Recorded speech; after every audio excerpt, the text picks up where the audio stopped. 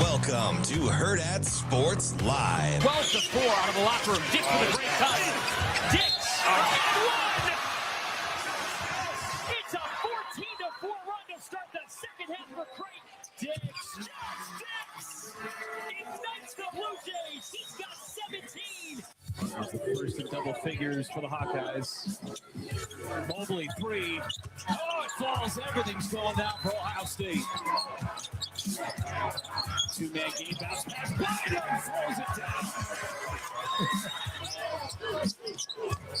Inside the corner line for the dunk and one.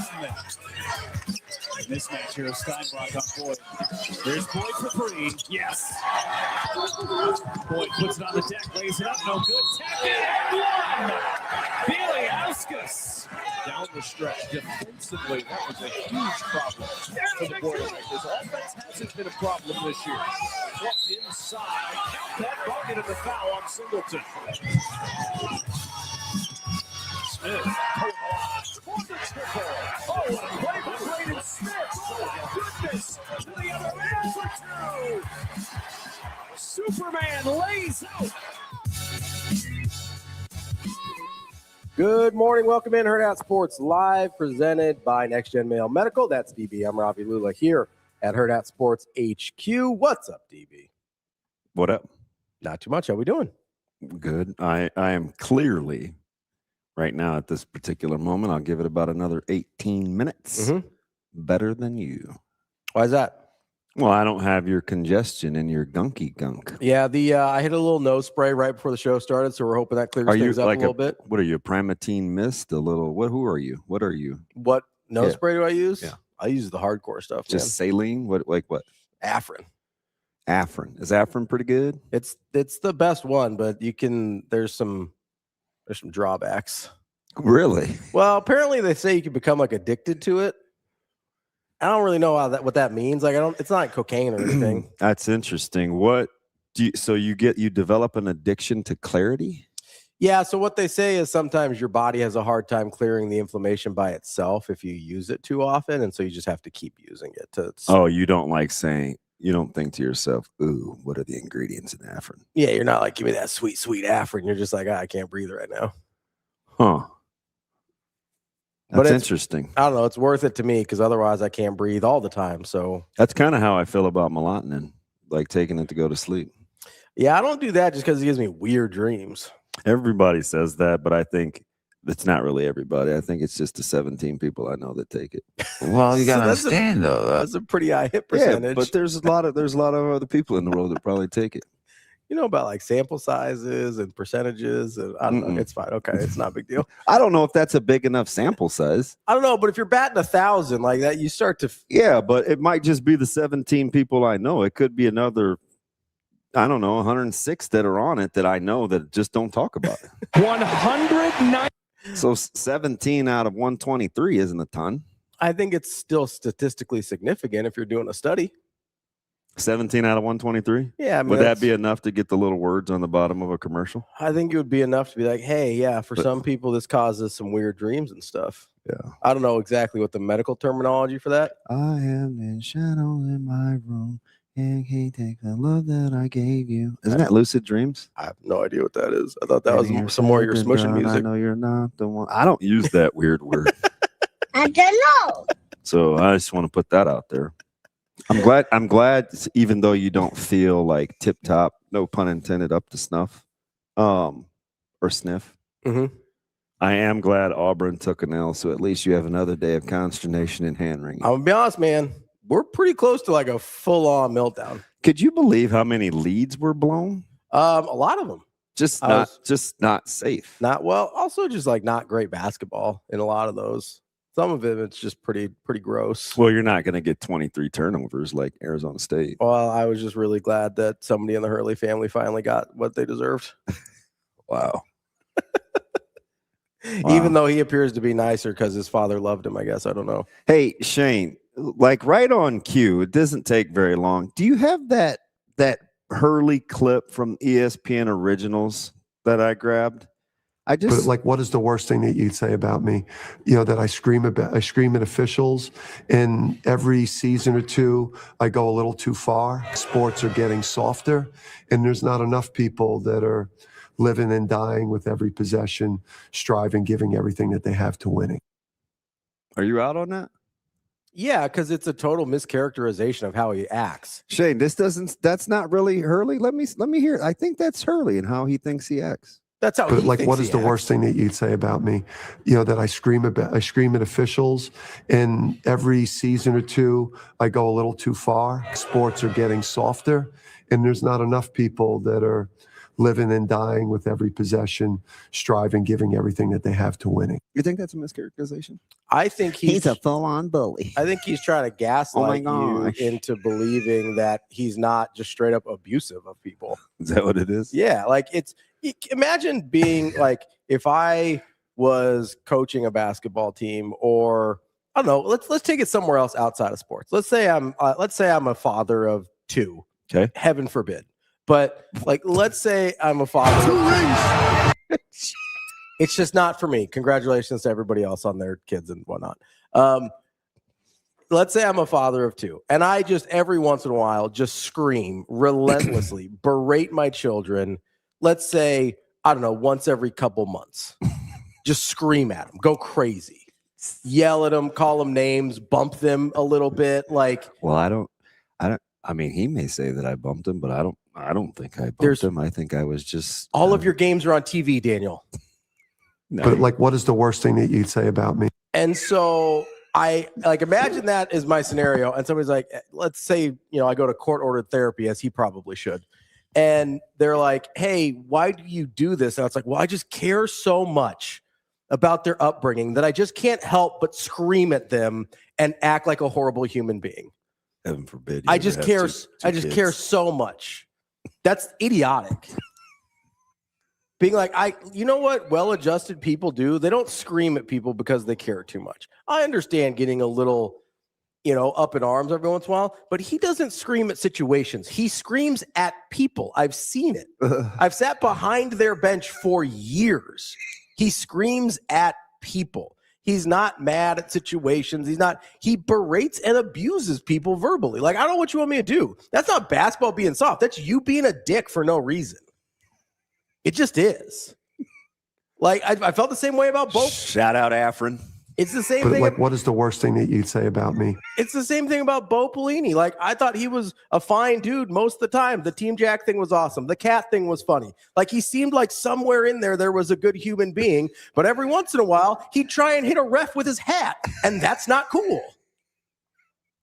Like, every once in a while, he would be spit yelling into Taylor Martinez's mouth, which is not cool.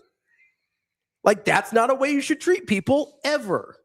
And if I treat people like that sometimes, which I don't think I do, but if I did, then I would feel bad about myself and probably take inventory about where I went wrong in life. Not be like, I think people are soft. What's the worst thing you could say about me? That I'm a huge dick like half the time? Like, only when I'm doing my job am I a giant a-hole. The rest of the time, I'm only kind of an a-hole. Like, yeah, that's actually, if that's the worst thing someone can say about you, that's actually pretty bad. That you're just a horrible human being while you do your job. Especially especially for basketball coaches, because they're working a lot. So that means he's a bad dude a lot of the time. It's like 7:09. People are going to school. Do we have to go huge pee-pee? We could go tiny pee-pee if you'd prefer. Well, you got to understand, though. All right, shout out. That was the sanitized version. Shout out Coach Hurley. I'm just saying. Go UConn today. You knew what you were doing. You pulled that up. I just wanted to know. I think you have to watch the original. But apparently it's not going to change your mind. But like, what is the worst thing that you'd say about me? Juan said, I've heard enough. Give Ravi a kid.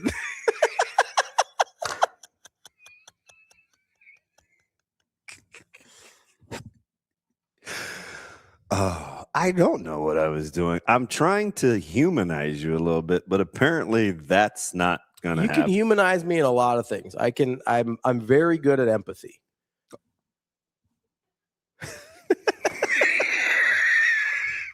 Even she thinks that's hilarious.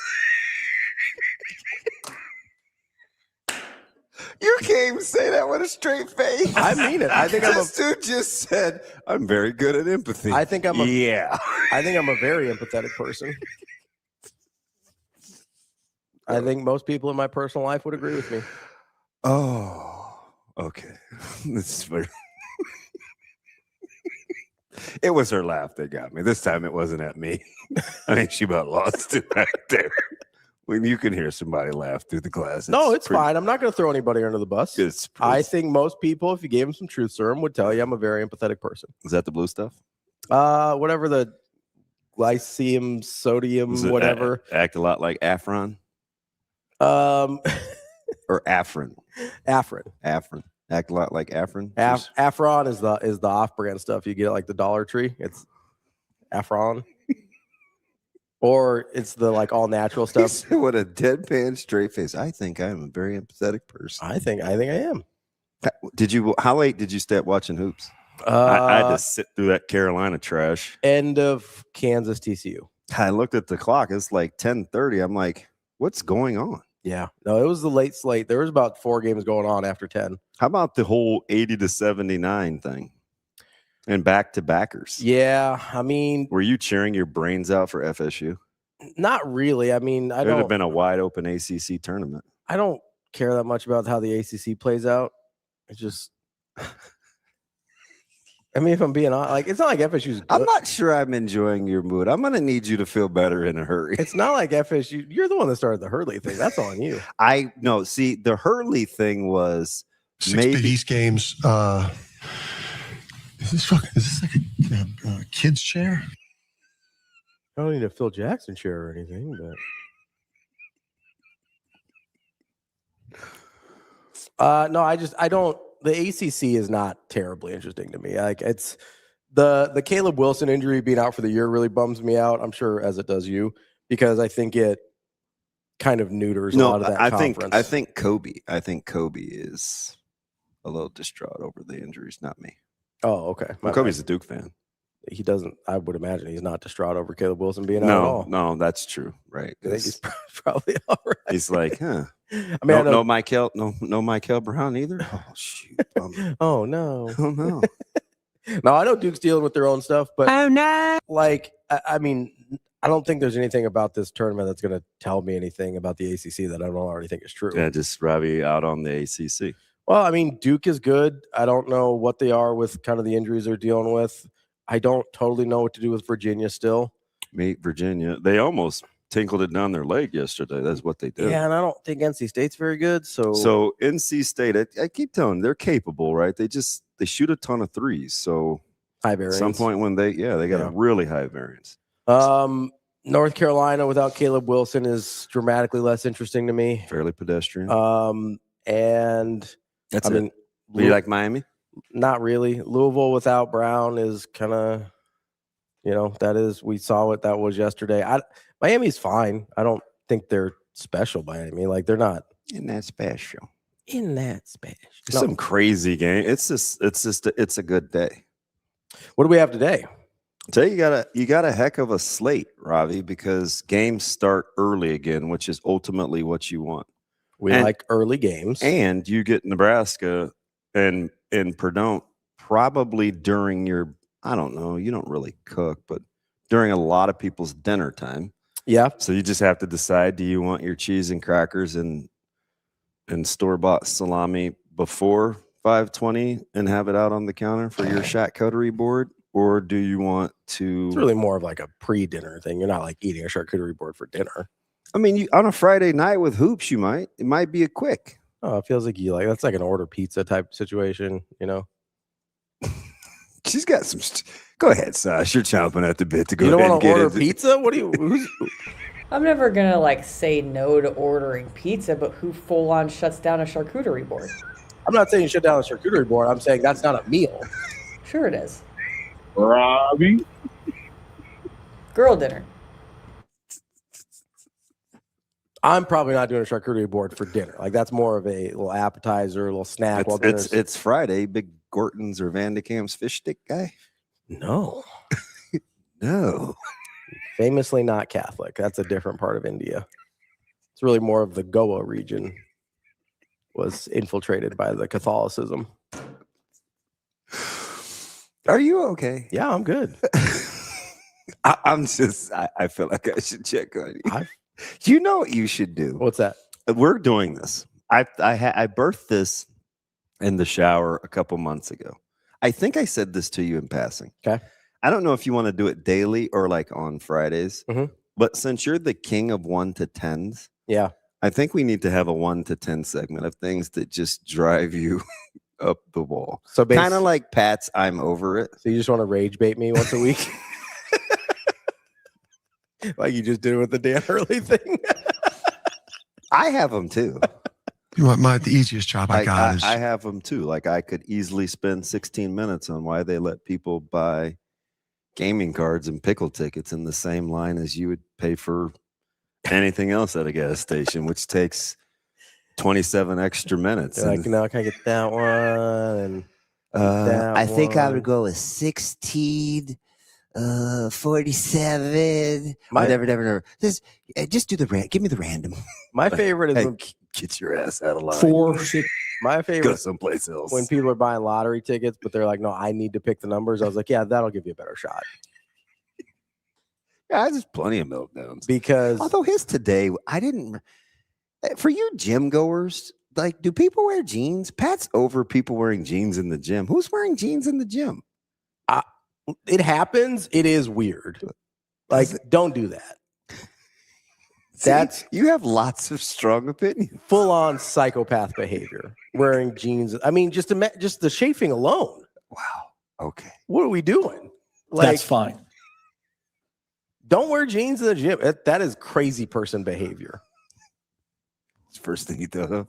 Yeah, of course it is. Not range of motion. Not. No, I don't care about that at all.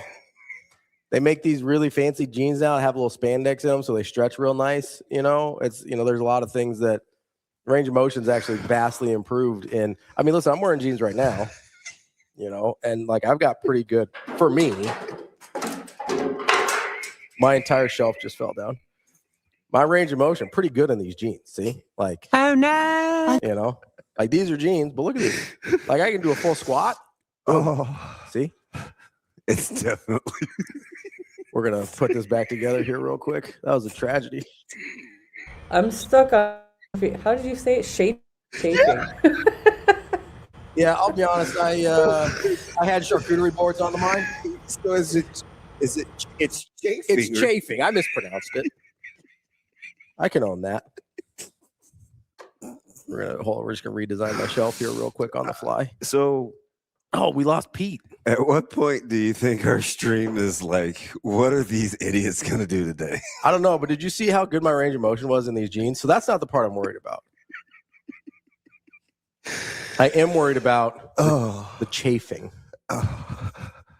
not Mike chafing. Although I've heard other radio programs can cause that. It's hard to tell. Well, just some discomfort. Where did that come from? Oh, hold on. We got to save Pete. Sorry, Pete. My bad, buddy. Oh, there you go. I'm going to ask one more time Pistol for fear of you melting down on me. Yeah. We good? Did everything get back? Are you okay? I'm great. I am not okay. You want to wear my Hulk hands? Yeah, let me see that. See, there's a little like loop in there. You can hold on to them. See? Oh, that's not what I was expecting. It's kind of soft. Well, what did you think it was going to be? You thought like it was plastic? Yeah. Oh, yeah, no, they're foam. I think it's so like if kids actually do hit each other with them, they don't like. Oh, it's still going to hurt. Yeah, but it's not going to like cause cutting. Plastic, you'd have like gashes. You know what I mean? Like, so you don't want to do that. And, you know what? Anyway, back to, are you ready for hoops? You get an 11 a.m. Big Ten tip. I think you get Michigan and Ohio State. You know why I don't let children use these is because I let somebody borrow one once. And they bit it? Yeah, some kid bit that out of the Hulk hand. I was like, what are you doing? Why are you biting your own Hulk hands, weirdo? Last time I ever lent those out for a birthday party. It's just unnecessary, you know? Oh, why kids got to bite stuff all the time? You know? Are we blaming this on Hurley? Well, I'd like to blame most things on Hurley. I don't think I can blame Hurley for a kid biting my whole cans, though. But like, what is the worst thing? About the general disposition. I'm in a great mood. I really felt like that got the juices flowing. Felt like it got my, it really raised my empathy up this morning as well. Up from its normally very high place of empathy. It's even higher now. 11 a.m. Yeah, what do we got at 11? I mean, Nebraska's at 5:30. Ohio State, Michigan. That's the first big one. That one's fine. Wisconsin, Illinois is better. What do you mean fine? It's fine. It's fine. It's fine. Not everyone's. My man A.A. Ron's going to make fun of you. No, it's fine. That's fine. Not everyone's as Sasha, we never debate. We never agreed. I didn't want to debate it. Who started it's fine first, me or you? I think it was a combo of both. I think it usually had to do with Fridays too. At the old place. Shane, you have hers, right? It's fine. It's the pause that does it for me. Fine. Because it's fine. You could tell she wants to say something else and like go full Sasha on the moment. And then she's like, I'm in charge now. Got to keep this thing together. Got to keep it on the tracks. At what point did you find that Sasha cusses 18 times more than you do? Well, I mean, almost. No, they're all worse. Almost instantly when I met her. Like, it's not something she hides. That's like asking, like, when did you find out Sasha had a lot of tattoos? It's like, well, I met her. Like this is the situation we're in. Like, DB, when did you find out I have a beard? Wow. Right off the bat there. I feel like there's these undertones of aggression today. Can I ask any softball? Like, yeah, what do you want? I don't know. Like, do you like dogs? I love dogs. Dogs are great. Okay, we're just trying to. Dogs are the best. We're just trying Can to I pet that dog? Temperament down a little. Maybe that's where I'm confusing. Most of my empathy goes to dogs. Is that what it is? Yeah. What do you expect in the day in Kentucky, Florida? I'm expecting Florida to win. Boat race? What's the line? I think around 13, maybe. I mean, if they think it's that big, it's probably that big. Was 3.5 a lot for you from Nebraska? Is angry Ravi not the best Ravi? Like this is it's pretty good. Who cares if you have any sorts of joy in your heart? I have lots of joy in my heart. Here we go. I got that joy. It's just oozing. It's oozing heart. out of your Afrin-esque pores. Joy in my heart. I didn't. No? Did you guys sing that song? Yeah, in like. Yeah, little kid. It was like little kid church. Yeah, that's back when I used to go to Awana with my neighbor just because they had good snacks. I had no idea what I was really doing. They sang that one at Awana. And they had like you do like scooter races and stuff like on your knees. They have like charcuterie boards out there. Good snacks. No, I don't know. I've never been to an Awana club. Although it does seem like that's more my people church than your people church. Yeah. Other half, Shane.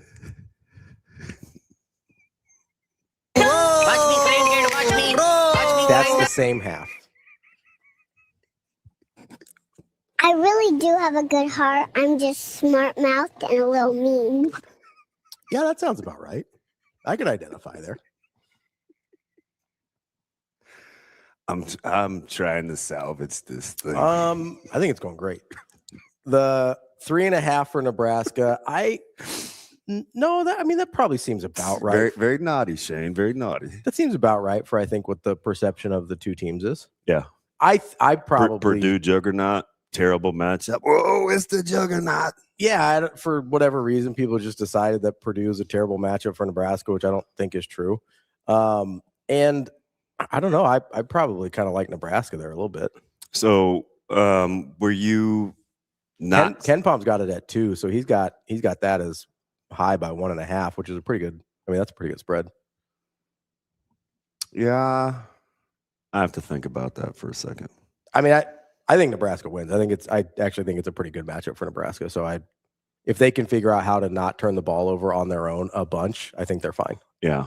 And Purdue's been pretty porous defensively. Yeah, I think I really don't think it's a bad matchup for Nebraska. Now, I've been saying all week when I saw the matchups, Wisconsin is very capable of beating Illinois. What would you have made that line?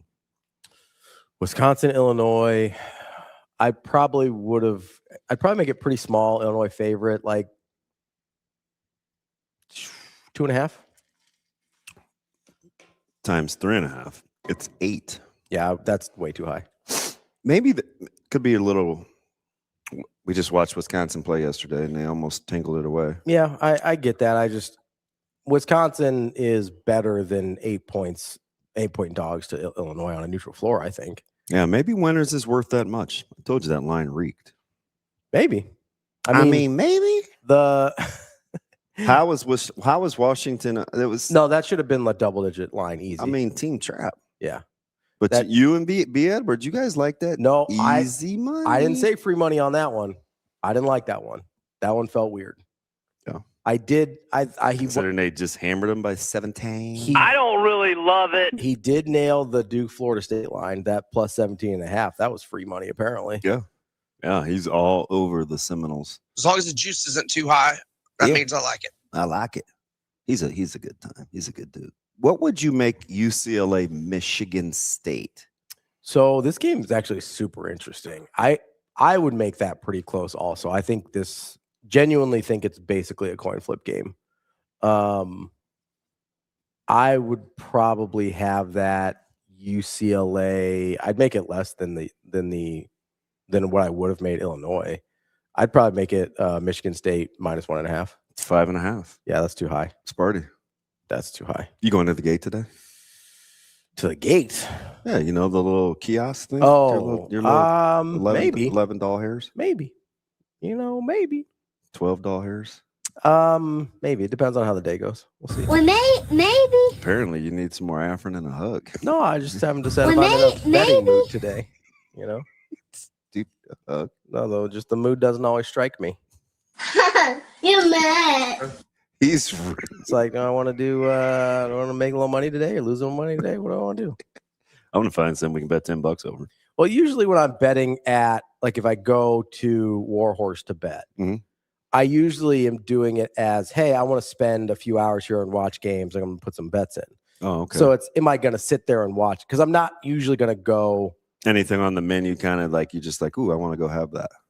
Yeah, like if there's something I want to go eat, that sounds good to me. If I want to go hang out, watch games somewhere that isn't Hurrdat Sports Bar, I'm not usually going. I missed the 12 for 12 wings. I was dead set on it. You missed it? Yeah, and somehow the day got away from me. Was that the day I had to throw out the ribeye? I don't know. Something happened. Yeah, well, it was a travesty. We were talking about it yesterday. It was a travesty. It's a bad piece of meat. I couldn't salvage it. Oh, my. I literally threw away 3.5 pounds of meat.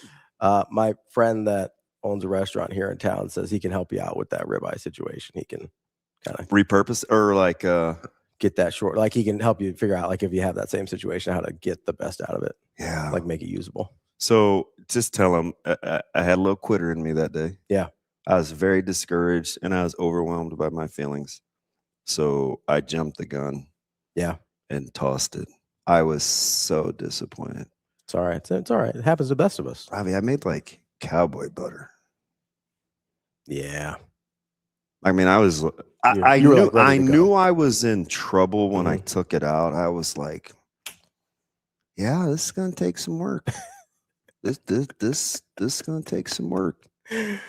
So I tried to dry brine it for 24 hours. What's a dry brine? Just salt. Okay. Just a little bit of that W. So I was gonna try to pull the moisture out, see if I could salvage that thing, and start from scratch. It did not work. Horrific. I wonder what his technique. Would he just let me come hang out? Probably. So would he think I was weird? Because I'm not gonna talk. It'd be like we did when we went to I'm not gonna talk much. I just want to watch. Yeah, no, I think he'd let you come during like prep, like before they're open. Yeah. And watch like their prep process. They're pretty fancy pants too, so he's got some good techniques, I would imagine. Oh yeah. Huh. There's some high end stuff down there. Do you want my claim to fame? Yeah. What do we got? You want the little kid in me? Sure. So my grocery store is closing. Today's the last day. I was traumatized. R.I.P. Dude, it's tough. I'm like, it's my spot. So 70% off. Oh, okay. I'm not exaggerating. I got probably $80 worth of spices for $10.54. There we go. Like I got allspice and nutmeg and cardamom and I mean tricky stuff. Mm-hmm. What do you mean, like tricky, like hard to find? Yeah. Okay. Yeah, like harissa. Yeah, I don't even know what that is. So my thing is I never want to have to go out. I never want to have to leave. Yeah. So I want all the spices in my house. Like you don't want to have to like, hey, I want to make this. I have to go get this spice. Yeah. So I got nutmeg. Yeah. I got it in powder. Man, I found smoked cumin. Yeah. Ground. Yeah. So like I can. I mean, I might have smoked it too. That's Shane's favorite spice. Why? Because he smokes. Don't be long. He's likes to smoke. Getting tossed like a stir fry. He does.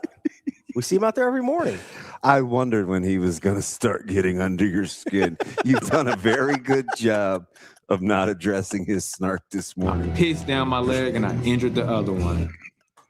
You just couldn't help yourself. No, he's he likes to vape.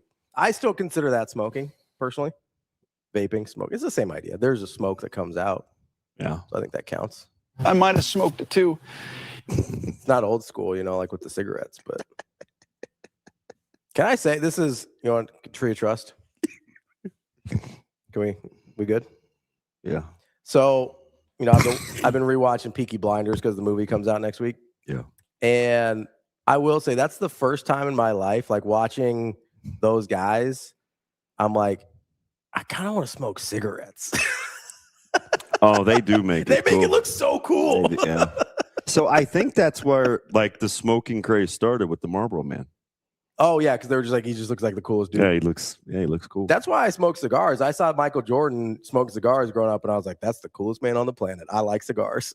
And I waited like 10 years, and it stuck with me until I was legal, and I was like, let's go get some cigars like Michael Jordan. And then you woke up and you're like, oh, I feel like a bear took a duker in my mouth. No, I don't have that frame of reference, but if, to each their own. I've never lived the Revenant, so.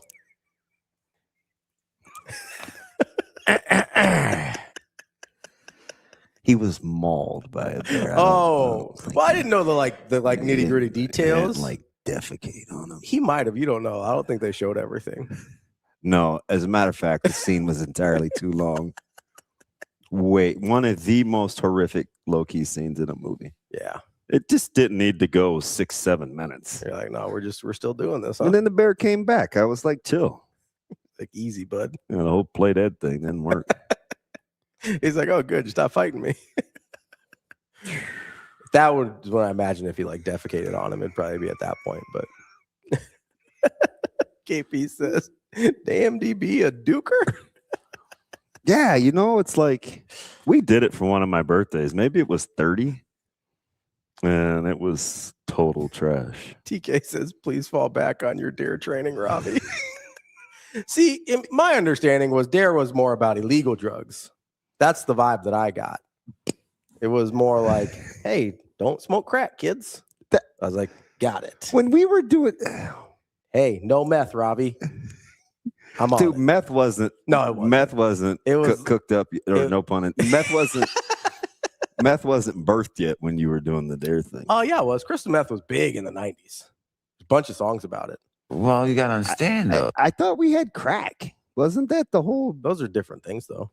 I mean, I know they not both to be... I mean, we need TK for this. They both come in rocks, but they're different, substances. No, New Jack City was about crack. Like rocks. But just because one movie was about one drug doesn't mean other drugs didn't exist. Was meth the thing? When did we start having to have ID to go to the pharmacy? That was, I think Sudafed was late 90s. So it was a thing by then. Seems a little premature. I'm pretty sure. I remember Sudafed being locked up behind counters as a kid. I need to consult with somebody smarter than me, which basically would be anybody. All I know, I'm basing this entirely on Semi-Charmed Life by Third Eye Blind, which came out in the 90s, and that is about crystal meth. It is. There's literally a line in that song, crystal meth will lift you up until you break again. And And that song came out. Sash, you look what year that song came up? Interesting. I'm bad at Googling. That's the only reason I asked you to do it, Sasha, because I thought I didn't want to have to like voice Google like I do sometimes to make sure there's not radio silence. 1997. So it was big enough by 97 that like you could make a pop song with that line in What year were you born in? 87. Keith Smart. The jumper. Yeah, Indiana. Right before Danny Manning and the Miracles. Oh, nice recollection, DB. Thank you. So I wasn't born yet when Keith Smart hit the shot because I'm August. Interesting. Okay. I thought you were going back on Keith Sweat again, so that's why it took me a moment to like. No, I didn't bring up Keith Sweat. You did. Well, I'm just saying. Just trying to figure out what I'm trying to. I'm getting started early on our playlist for Chicago. Sasha, are you going? Oh yeah, we don't have anybody to set us up. She didn't look excited. Yeah, about she's that. like, Look at that face. She just goes. That's my favorite time of the summer, if I'm being honest. Outside of College World Series, is that road trip. At least it's shorter than Indianapolis. Oh, I can make it that long if you want me to. You probably could. Hey, let's stop at the 63 in the right hand 3-lane. Listen, we're gonna stop. Put it on cruise control. We'll all get there alive, though. We're gonna stop at the world's biggest truck stop. Just have a nice little stop there. Didn't we go there? We did. We stopped there last time. That's where you got the bad Arby's. Yeah. God, I was pissed. Or no, we stopped at Arby's. That you got bad Arby's after that because you got bad Wendy's. I wasted like $22 of food in back-to-back stops. Somebody in the That was traumatizing. Somebody in the chat said, okay, TK says meth was invented by the Nazis in the late 30s, but wasn't a mainstream illegal drug until the 90s. And then Todd says meth was called crank way back because Hell's Angels smuggled it in the crank case of their motorcycles. There you go. Oh, the more you know. It seems like it became popular in the early 90s. Have you ever seen Sons of Anarchy? First couple seasons.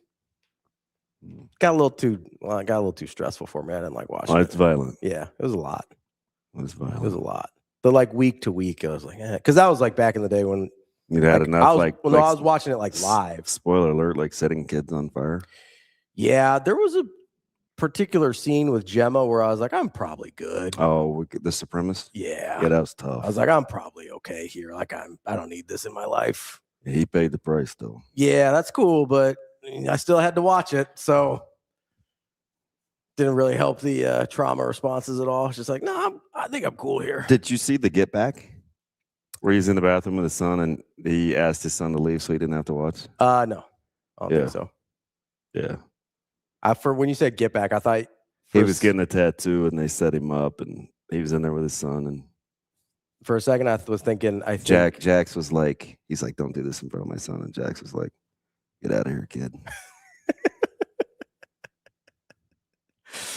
Yeah, that was tough. Headley, I think I've heard that story before. Did you make it through the Opie? I don't know why I'm going back down. That show was heavy, but I loved SOA. I mean, that's not surprising. No, I was a big Jax Teller guy. I know. I knew you would like Jax, but also like that type of stuff doesn't seem to phase you much. No, it's hard. I had to watch it and I had to give myself timeouts. Oh, you had to take little breaks. Emotionally, it was get a little 30. It was draining. No, it was a lot. It was a lot. Emotionally, it was. But I'm a big kind of by the.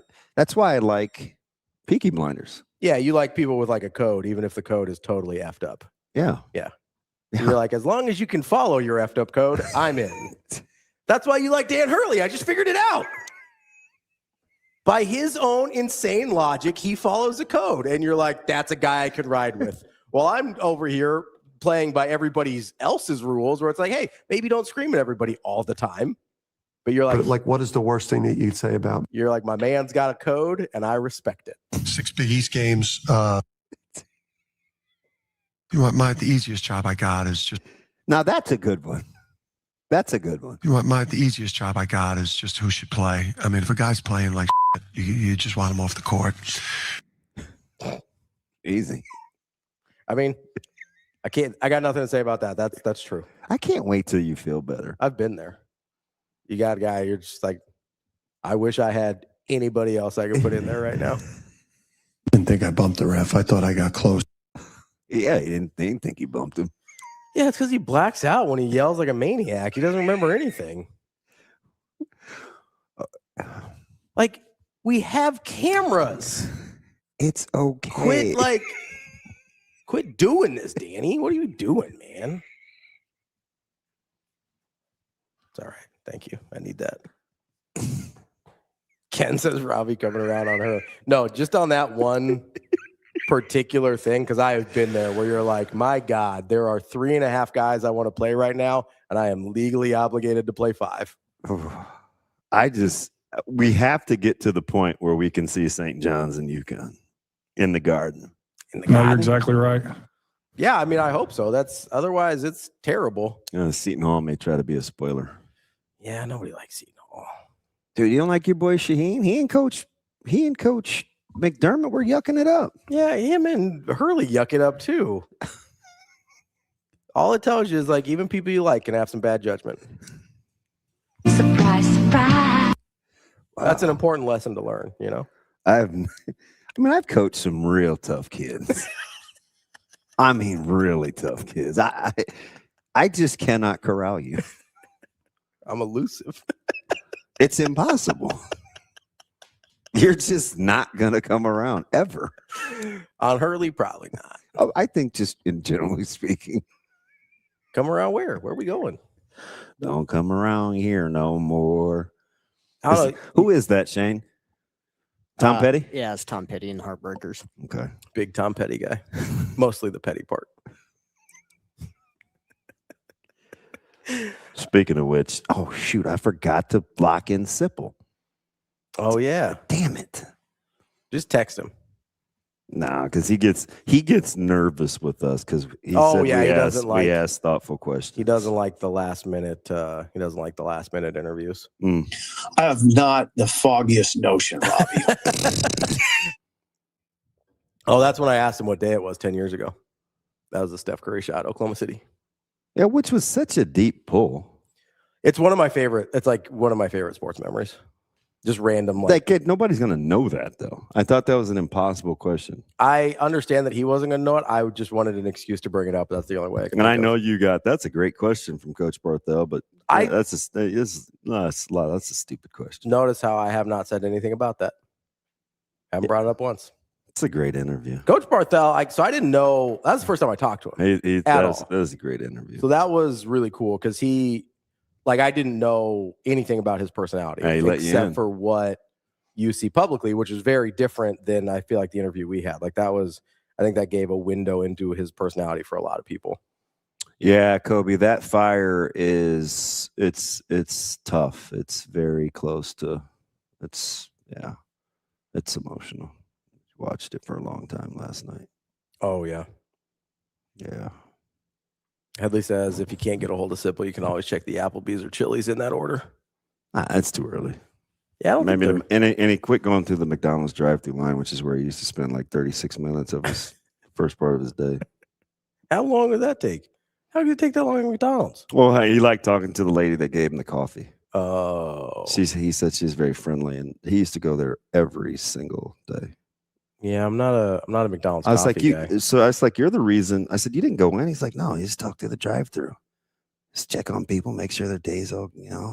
Sometimes he'd do his interviews there, like in the morning. Yeah. So he became a staple at that McDonald's. I still want to know which one it is. I want to know what the people behind him thought because that would drive me crazy. That'd be a problem. Yeah, I would freak out. I would lay on. Yeah, that would. Especially if I just see Sip just hanging out the window, like, how are you today? I don't think, that was going on. No. How would he? How would he do it? Hey, how's your day going? Yeah, I don't think. Well, you say you got to check on people. I thought maybe he was letting the softer side out a little bit. No, I think it was. What was it? Shane, the lady kind of had a tough life. She just liked to vent about her kids and stuff. Yeah, he just wanted to check in on her. Yeah, it's okay.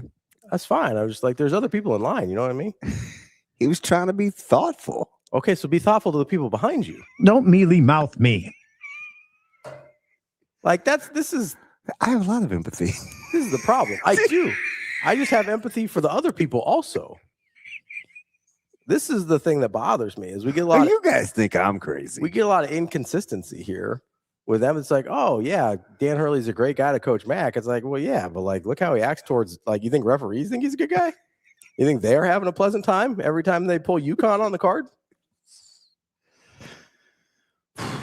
Like, you can't just be, oh yeah, he's a great guy. It's like, except for to this whole entire subset of people that he treats like they're not humans. Besides that, though, terrific dude, like terrific human being. All right. Before we set the line and take a break, would you like to take a stab at the heads I brought today? Yeah, we got Troy Dannon. Yep. On the left. Well, my left. I think it's stage right, probably. It is not optional. And then we got one Frederic Hoiberg. There you go. 2 for 2. Good. I'm glad you got it. Nailed it. Wait, what's that? Nailed it. All right, we'll get back to capping basketball games after the break. Did you set the lineup? No, Would you like me to set the lineup? Yeah, go for it. Coming up at 8 o'clock, we'll talk to Tim Verghese from inside Nebraska. And 9 o'clock, we'll talk to Michael Jerome Sautter. Do we have a 9:30? We do have a 9:30. It is one John Cook. It is one John Cook. So we'll talk to Coach Cook at 9:30. Check in on a little volleyball. Play me a little game of basketball. Wyatt, don't do that. Don't do that, Wyatt. Or Todd. It's because I see their faces not in football helmets. That's why. Has nothing to do with anything else. We're going to put that to the test when I get my new heads. I get Coach Barthel right every time. I get Coach Williams right every time. You didn't get him the first time. Who? Coach Barthel. That's because he didn't have the beard. Your pop-up head is outdated. He's got the clean shave and everything. I was like, I don't know who that guy is. Rico's out here yesterday telling people he's got a better beard, that Coach Barthel has a better beard than I do. It was lined up pretty nice. I'll give him that. But nudge, nudge, wink, wink. Just saying. Come on, Wyatt. I got you. Thought we were hanging in here together. How dare you. That's DB. I'm Ravi. Lulla, more Hurrdat Sports Live. Coming up next.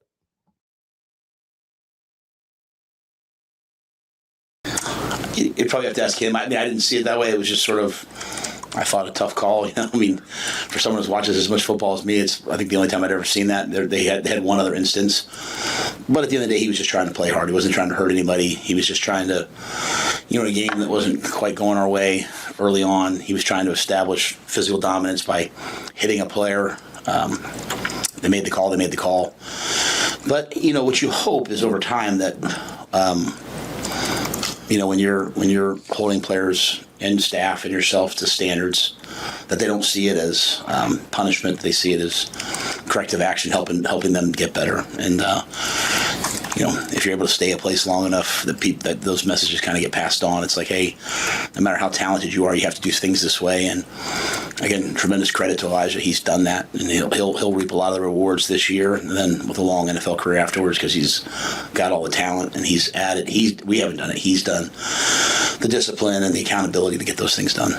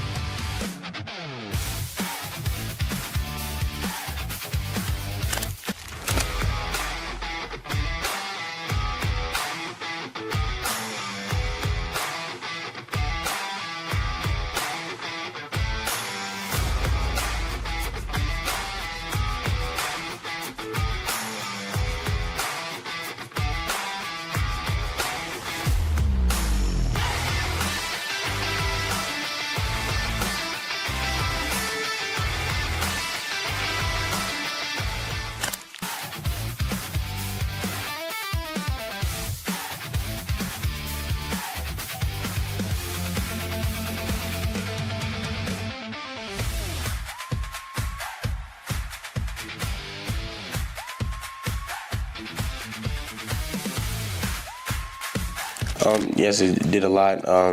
One of the most important things or time frames I would say that helped boost it was the bowl game.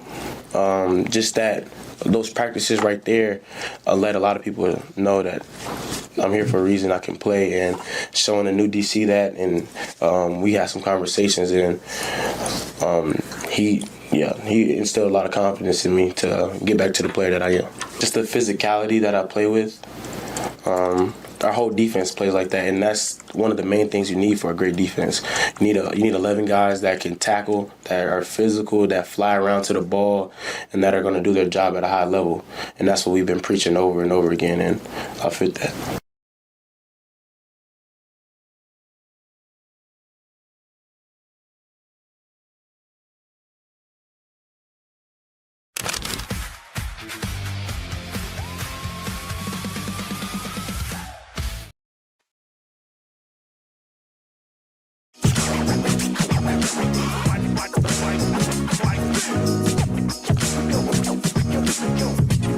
You're listening to Hurrdat Sports Live.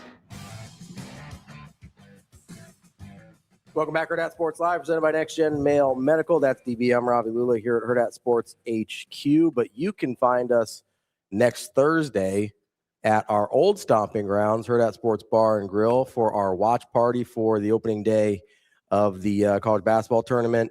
It'll be me and DB and Sasha, I think, and then some other people. I don't know who else from the sports team is coming, but you can come hang out, watch some games, have some great food as well over at Hurrdat Sports Bar and Grill on Thursday. So, Sash, normally on Thursdays, it's the 8-inch one topping, but they'll have other specials just because of the day.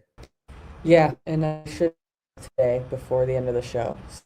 Those over to you, still. Okay. I got faith. There we go. Like George Michael? I need to know how to plan out my Wednesday for my Thursday.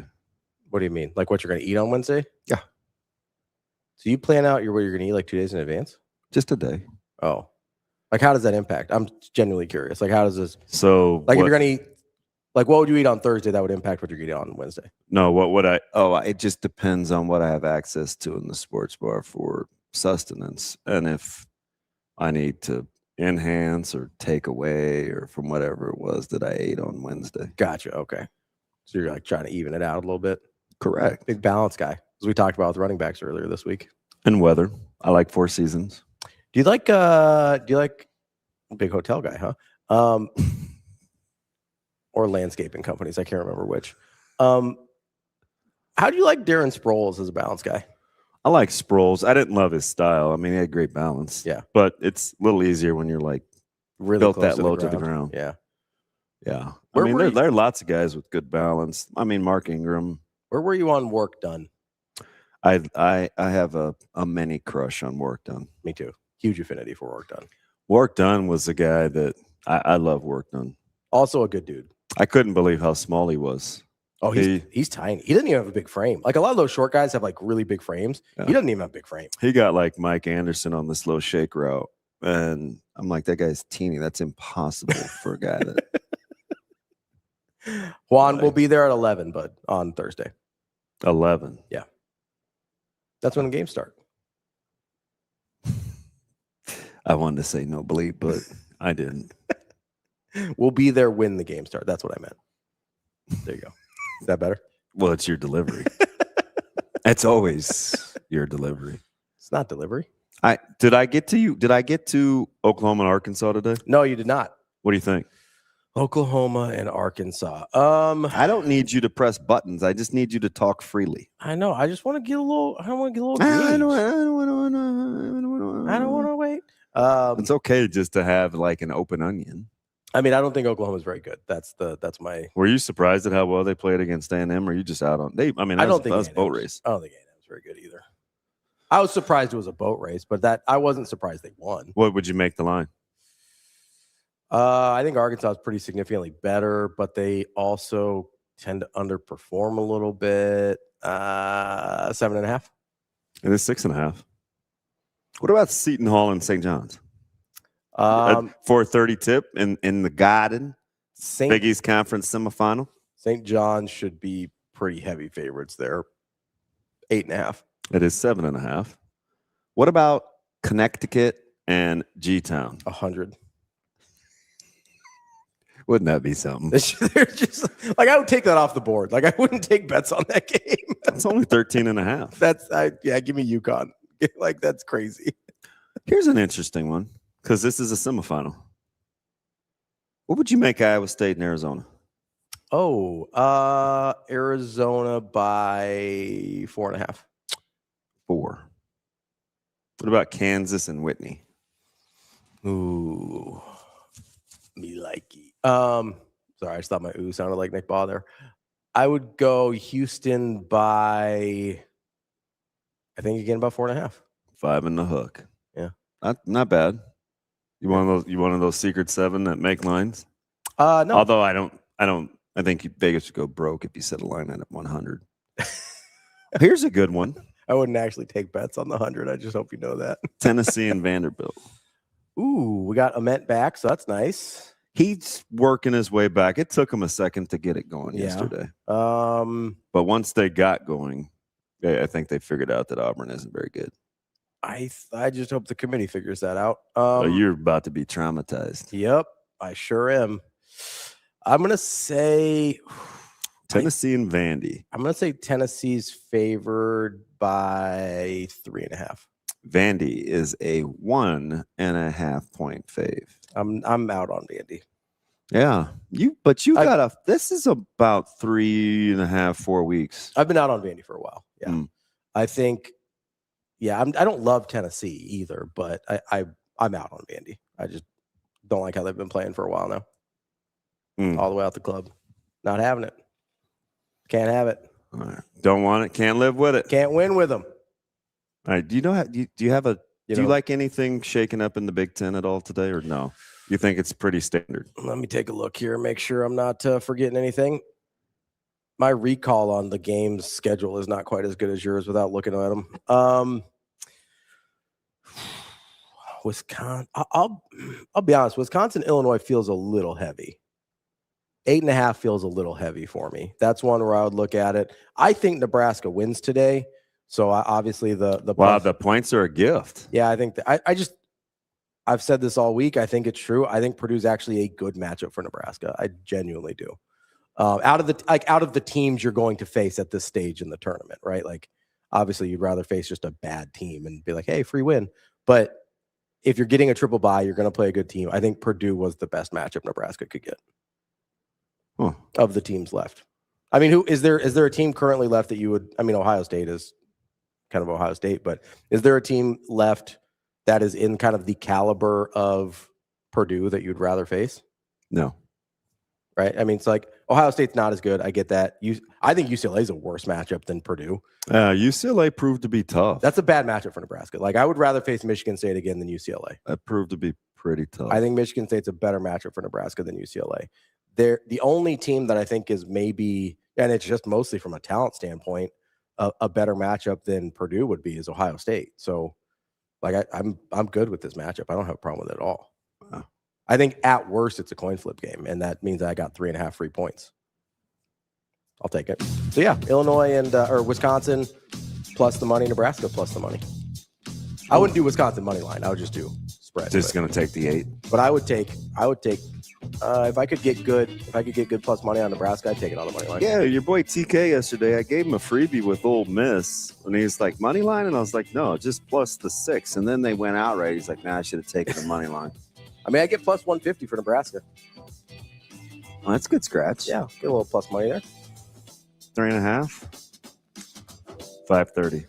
Charcuterie boards, Pop-Tarts, Cheez-Its, and a couple of Diet Cokes. Sounds like a plan. And pizza. Order some pizza. Here we go. And Tim Verghese. We got Tim Verghese coming up next here on Hurrdat Sports Live.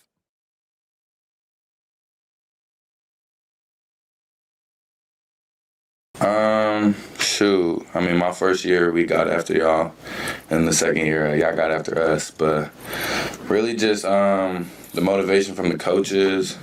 I would say that all the progress and them trying to get me out here, and then when I really just saw it, my eyes just opened, and it was just this the place I need to be. Dude, I was eating. Nah, I'm just playing. I remember that game. It was fun. I ain't gonna lie. Just being out there, just seeing the crowd, I mean, my freshman year we played LSU, but then coming up here, it was a whole different environment. Just crazy fans. I remember being at the hotel at like 6 a.m, just flooded. I'm just like, what is going on? Like, I ain't never seen nothing like that, and we don't get that back at UCLA. But yeah, it's dope up here.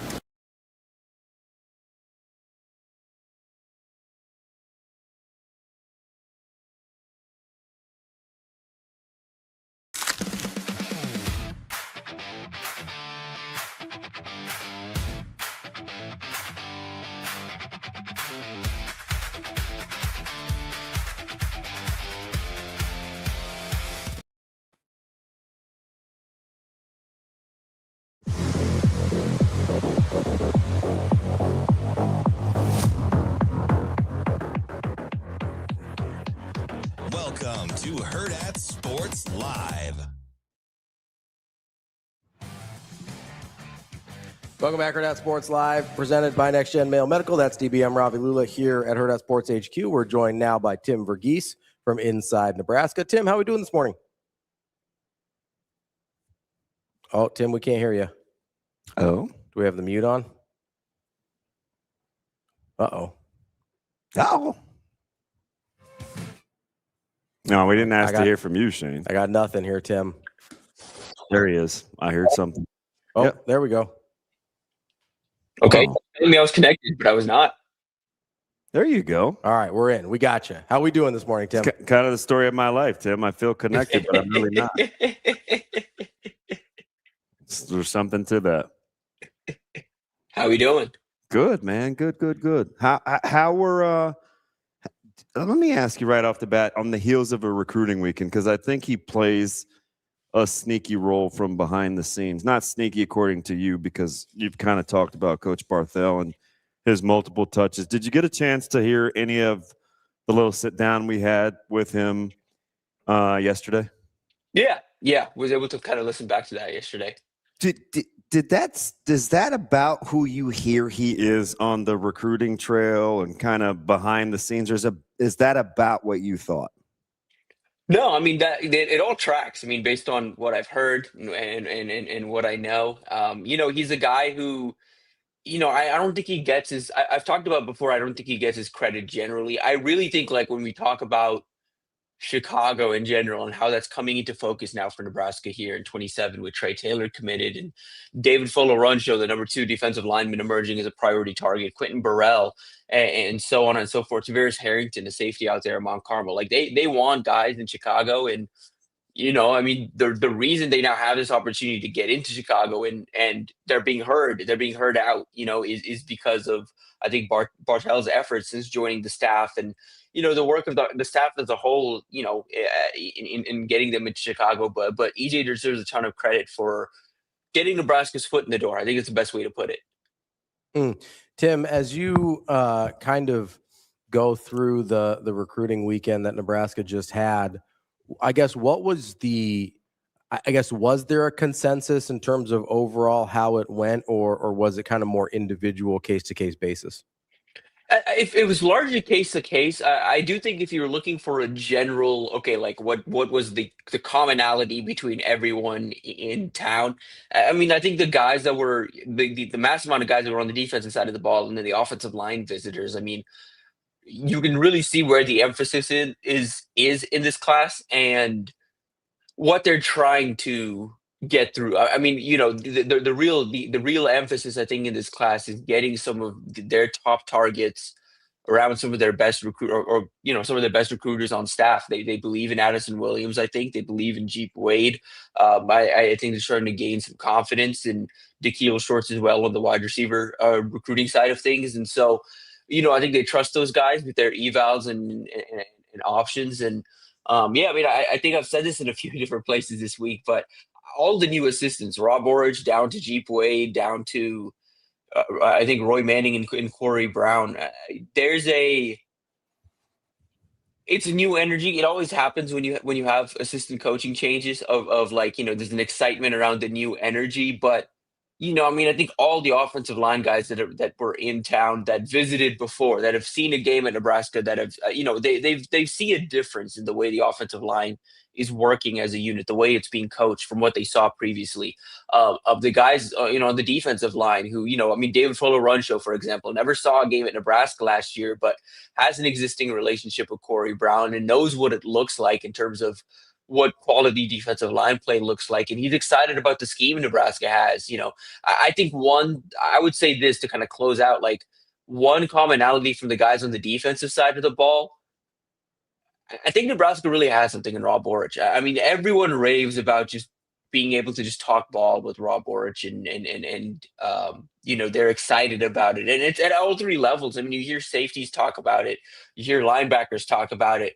And then you talk to like David Fuller-Runcho and he's talking about how, Rob Orich wants him to be this versatile member of the front who is kind of their mismatch. They're the guy that they put up against the worst offensive lineman on the other side of the field. So, like, I think there's something there with Orich in his ability to connect with recruits and his ability to get this scheme and this defensive scheme to connect with recruits. Even in for some guys, they maybe had 20-30 minutes to talk to Orich. They didn't get a whole lot of time with him, but they feel excited in the conversations they did have with him.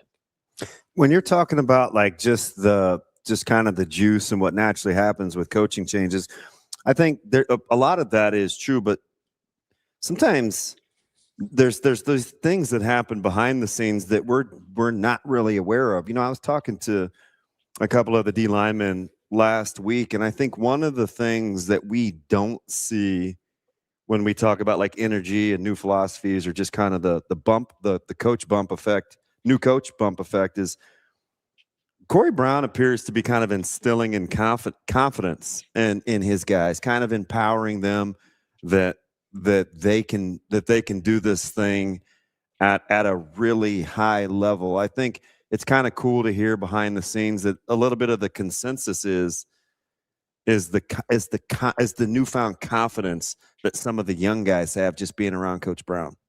He's got an interesting coaching style. Just from the little bit we were around him, you've seen it too. I mean, how would you describe it? Like he gets on his guys. I mean, he really does. But like, yeah, you can see there's like you said. I mean, we've kind of heard that a little bit of in terms of him empowering his players. But like, what does that give and take between getting on him versus empowering? Because you've seen that balance go one way the other way, and one the other way in recent years. Where how does that balance out?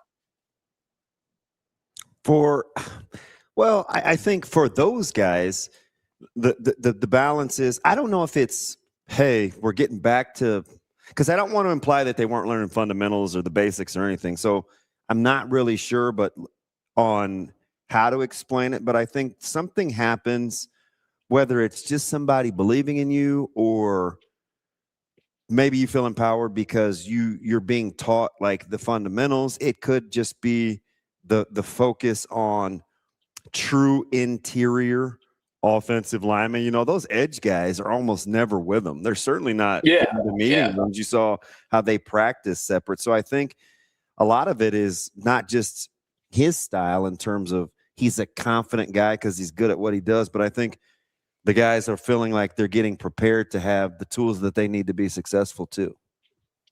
Is it as simple as a scheme change kind of allows you to, it may not be that they weren't doing fundamentals before, but allows you to kind of break down fundamentals in a way where they're receptive to it in a different way because it's a new scheme? Yeah, and I think the aha moments, right, where there's such a level of practicality to the teaching when you drill down the basics, and then you just increase the steps monumentally, right? Like, why are heavy hands important, and what is it about the knockback, and why is it like this feels good? Put yourself in this position in phase, right, with a good flat back versus being upright, and to have them feel the difference of what it's like feeling double teams. Just the really breaking down of like way early fundamentals, I think is just like kind of enlightened a lot of guys that maybe it happens to us even at the high school level. Like we assume guys are familiar with some of the things that we're teaching, and we kind of forget, but like breaking it down to its simplest core, I think is really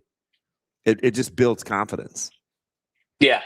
And they have time, right? They're giving themselves such a long runway. You heard Coach Rule say, shoot, he may never go back to like later springs, right? Just because you get the football deal started. Like they have so much time to teach. Yeah. I was going to be curious on with this transition because you mentioned that, and my thought is, I mean, the good thing is obviously the downtime or the in between time. They're still in school. They're still going to be, like there's still a responsibility to be around the facility. But it is an extended period of time between true kind of football activity, and that's where I'm going to be curious to see. You would hope guys stay on it, but what does that look like? Because that is going to be a change compared to previous years. Yeah, I can't wait. I'm excited about the portion post spring where they take all the data because they're getting so many reps. Mm-hmm. I mean, a ton. Like, Saturday you go 180, 190 snaps. That's a lot when you do that so much. And I like what Coach Addison Williams was talking about, for example. And a lot of guys are doing it. Some of it is out of necessity with some offensive linemen that had to get a ton of work just due to the numbers. Some of it is tinkering with guys in the secondary in different spots to try to play to their actual strengths. But whatever the catalyst is, so much tape of good on good, and then you supplement it with, okay, now we need to train this with Campbell and Kristen. We were a little light in the britches here. Let's work on this. Or the walkthroughs, the situational on the field stuff from implementations that's going to happen from, April to fall camp. Like those little period down are going to be critical because the runway is so long for such a new defense. That's interesting. Yeah, I was thinking about that. I mean, I just noticed it Tuesday. Like, it does feel like on both sides of the line they look a little different, and that feels intentional. Like there's an intentionality to what they look like right now with the new coaches on both sides of the line. And I'm curious to see how that continues to evolve. I mean, you've got young guys. I mean, like, I noted it, and I've seen a couple of other people note it, but like a guy that, he may not even play this year, but looks much different than he did last year. It's like Sean Hammerbeck. There's a couple of these guys who asked me about him. Why? That wasn't you. Who? So what's with the Hammerbeck thing? Somebody else just asked me about him the other day, and I can't remember who it was. So I think there's just an intrigue in the overall body of work and what he was coming out. I think it was Schaefer who mentioned it, but like mentioned it kind of calmed him. It's not the exact same, but like kind of could be offensive line Nash hot marker, and just like the where he comes from and that area, the way they talk about him is very similar to the way they talked about kind of Nash coming out of high school, in the same way of just like, hey, this multi-sport athlete who just dominates at everything and is good. And I think for Sean more than Nash, there's been this adjustment period of finding this positional home. You would hope it's offensive tackle. You really hope he's starting to develop the technique, but there's a lot to work with athletically. And then that frame, again, it was very bare. Like, it was very thin. He came in very thin, and you saw that a little bit. You saw the muscle kind of come on a little bit as the season progressed. He was a guy that before every game, me and Steve, at least home games, at least, me and Steve would be on the sideline and make sure we pointed out and we're like, oh, look at Sean Hammerbeck. He's growing, steadily growing, but has some muscle on him now. Again, I don't know what, like, he might not contribute this year, and even next year it may still be a thing of he's still developing, but that's a guy where this program wants to be developmental. That's a guy, those are the kind of guys you need to keep on the back burner and keep developing behind the scenes, because there's going to come a time, it may not be this year, may not be next year. Those are the kind of guys where year 3, year 4, they disappear. Maybe you don't really hear about them. They pop up all of a sudden in our starters. Jeep Wade's had some success with that across his career of getting guys to kind of pop out, kind of out of nowhere. They're not necessarily ranked. They just kind of pop out of nowhere. And I'm going to be curious to see moving forward if he gets his time with this group, who really pops in the years to come, because I think they have a lot to work with in that young group of offensive linemen. Tim, what did you speaking of offensive linemen, what did you think about overall as a unit, the way they looked physically? Because I keep hearing, hey, they're huge, which is great. But like, just evaluating, like, huge can mean a lot of things, right? Like it can look a lot of different ways. How did you kind of perceive the body types and what they look like overall as a unit? As far as the starting five, I think overall they're big in a good way. I think the positive notes are, I think, like Elijah Pritchett, I think his body is continuing to develop in a good way. I think from a technique standpoint, you're seeing more in the limited reps you saw, but you're seeing a little more consistency. And what you're hearing is very encouraging in terms of the progress he's made off the field and where he's at from a discipline side of things.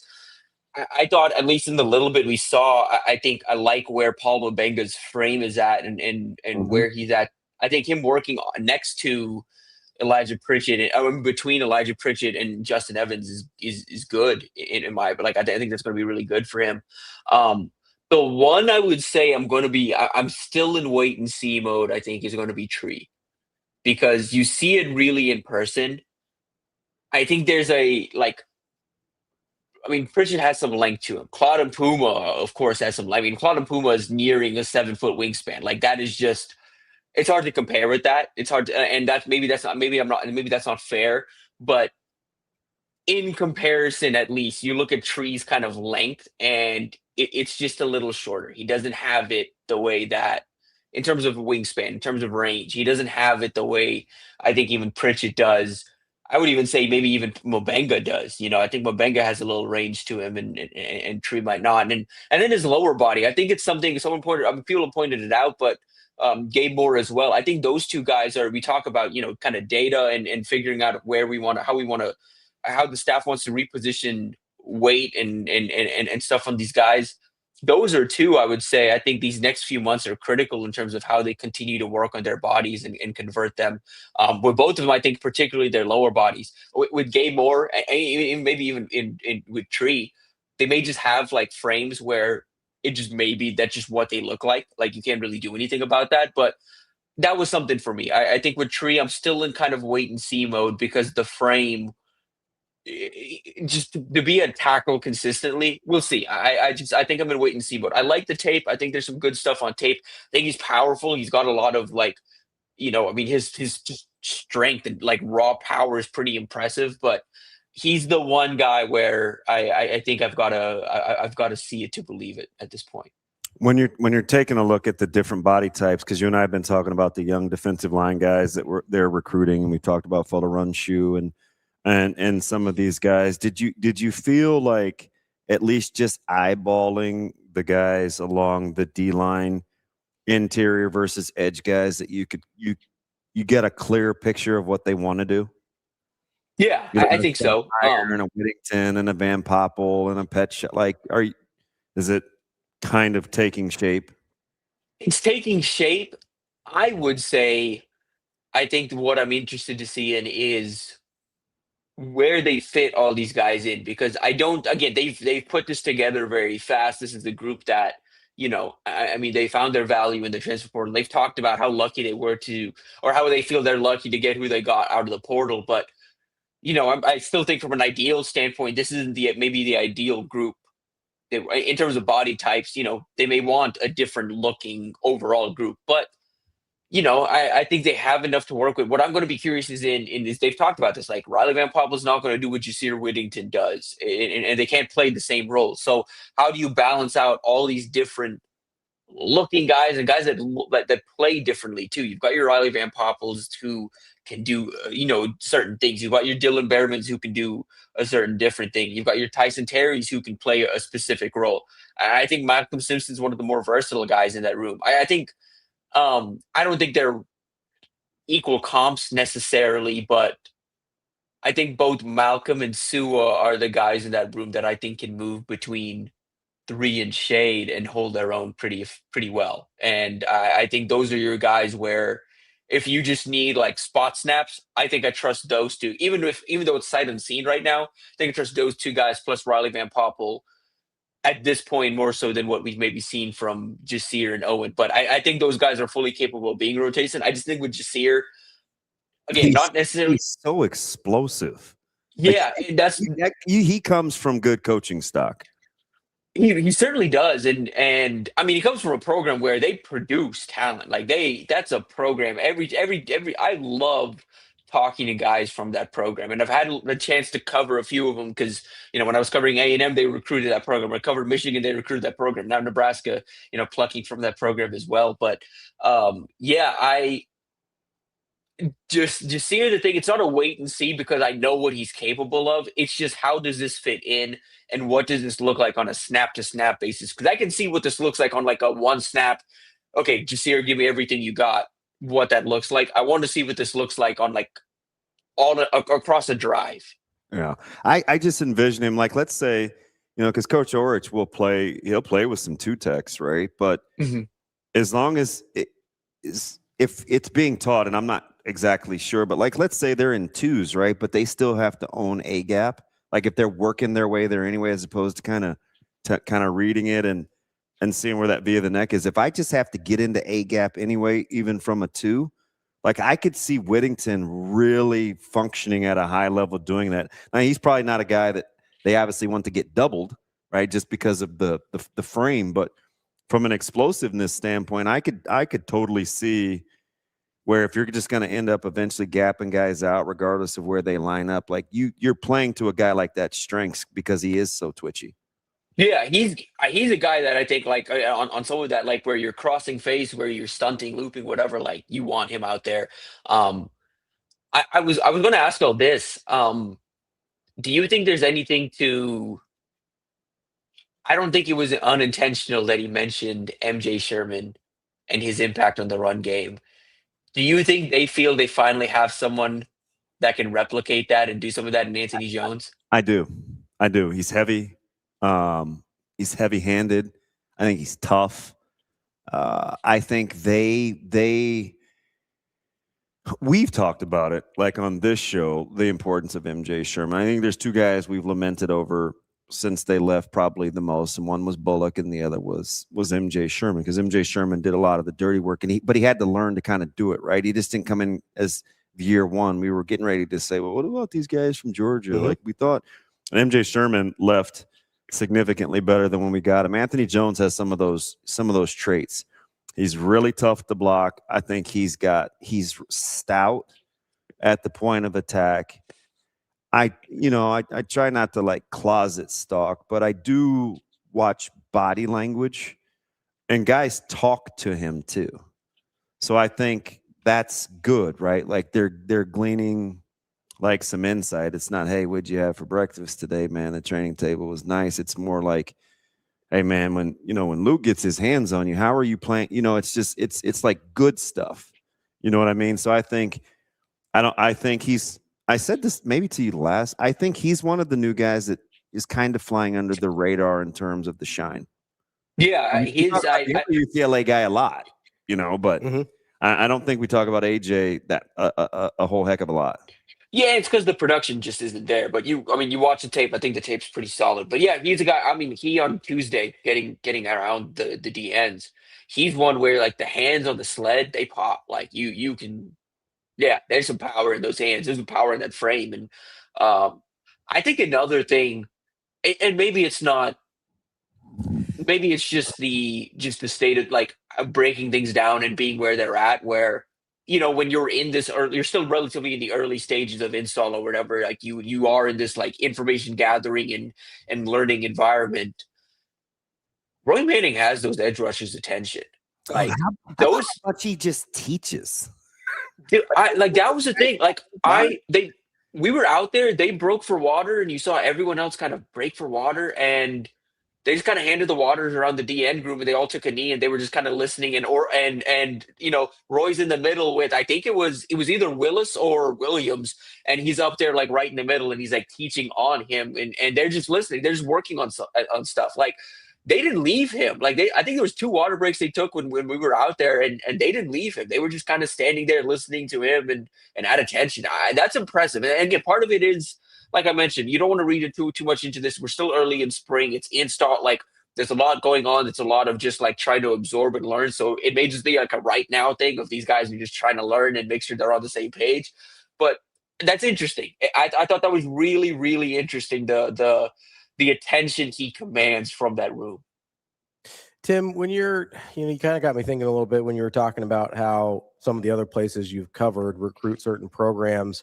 How much when you're dealing with transfer portals and the way teams go out and build their kind of target board or wish list or whatever you want to put together, like how much are they looking at like, well, I respect how this coach goes about his business.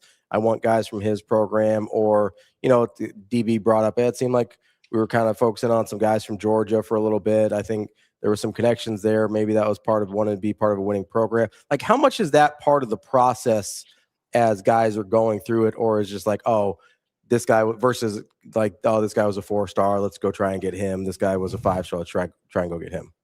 I don't think there's like an intentionality to this guy's from this program necessarily, or they don't go and hit the recruiting or even the portal like, okay, well, we want to guide a bunch of guys from Georgia, or we want to get a bunch of guys from this.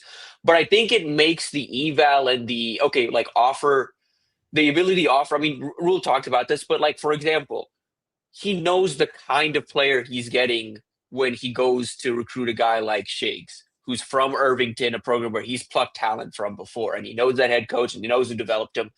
That is kind of what DB, I'm sure you've heard this with Westside, but like when you run a program and you have a program that has like championship expectations and you win championships and you do produce talent, I hear this all the time in Texas with like, they go down to Texas. Why do they recruit Duncanville as much as they do under Reggie Samples? Why do they recruit DeSoto the way they do under Claude Mathis? Why do they recruit North Shore, as much as they did under John Kay and that coaching staff down? Like when you're a program and you are winning championships and you're producing Power 4 talent, the players, for the most part, the players you're getting from there know what it takes to not just make championships, they know what it takes to be great. And typically they come in with less baggage and less unknown than someone else. For the fact that when I would say this with like, St. Francis Academy, IMG Academy. IMG is not fair, but some of those programs in Philly, St. Joe's, Imhotep, like LaSalle College, like some of those programs out of Philly, programs across the country know if you're having success at that program, you can be coached. You can take coaching. You know what it takes to be great. You know what it like the rigor it takes to be great, I think. And so all of that matters. All of that, I think it makes the eval easier. And it also helps when you have someone like Rule mentioned with Irvington, where the portal moves as fast as it does. Relationships help. If you have a guy and you're like, hey, I'm recruiting this kid's in the portal. We didn't get a chance at him when he was coming out of St. Joe's, but hey, St. Joe's head coach, we know you. We've recruited from your program before. What do you think about this guy? Can you give us? And he's like, look, this blah blah blah blah blah. Like, we thought he was coachable. We thought he was this, and then you go on from there and decide. It also helps when you have that established relationship at these programs. So some of it is it helps because the talent, and it also helps, and some of it is it's just this I always go back to Texas because it's what I know, but people go down to DeSoto pretty constantly because they always have Power 4 talent. They're always winning. But as a result, every time they're going down there, they're building this relationship with Claude Mathis. They're building this relationship with all these assistants. And so down the line, you develop this trust just from seeing them. And that may not happen at programs where they have talent every now and then, but they're not building that relationship on a year in and year out basis. So some of it is just the nature of the game sometimes, where it's just like St. Francis Academy, DeSoto, those type of schools, always going to have talent. They're always going to have relationships with these coaches too, where it makes it easier for them to find landing spots for their guys. Tim, you got my wheels turning a little bit here. Does it go the other way too? Like, you don't have to name names, obviously, but like, do coaches look at are there like red flag programs where they're like, hey, we're kind of on, like, maybe we've had a bad history with this coach, or maybe guys from this program we've had issues with? Like, does it go the other way too, where you're just kind of like, we've kind of got to be overwhelmed by a kid to want a kid from that program? Yeah, it definitely happens. Oh yeah. It happens. I mean, infamously down in Texas, there's this belief that UT and even A&M a little bit, but both of those programs feel like they're cursed a little bit with recruiting North Shore. Like that's a program that, they win state championships, they produce Power 4 talent. There's no the guys that go to A&M and Texas for whatever reason just don't have success, or they end up somewhere else, or they transfer and have success elsewhere. So it's that happens. That's a kind of joke, but that legitimately happens too. Where it's like, okay, like we're not touching, like we don't care how good that kid gets. Like it would have to be a really special exception for us to maybe touch. And it may not be a program. Honestly, it is something of like if he's coached by that guy, we're just good. Or if he's dealing with, and it's less than coaches sometimes. And sometimes it's a 7-on-7, and the off field stuff, the trainer. It's parents. Like players knew how critical it is when, and Coach Barthel kind of alluded to it yesterday, but it's like he put that really high on the pecking order of what they're getting and who they're getting it from, right? Like guardians and parental guidance, and whether you're high maintenance or not, like that stuff is really, really critical. And sometimes I don't think players are aware of that during the recruiting process. I don't think parents are, unfortunately. What are you going to be? Hey, mom, dad, hey, grandma, grandpa, uncle Timmy. Yeah, like get it under control, man. Chill, man. Yeah. You're making me look bad. Pop's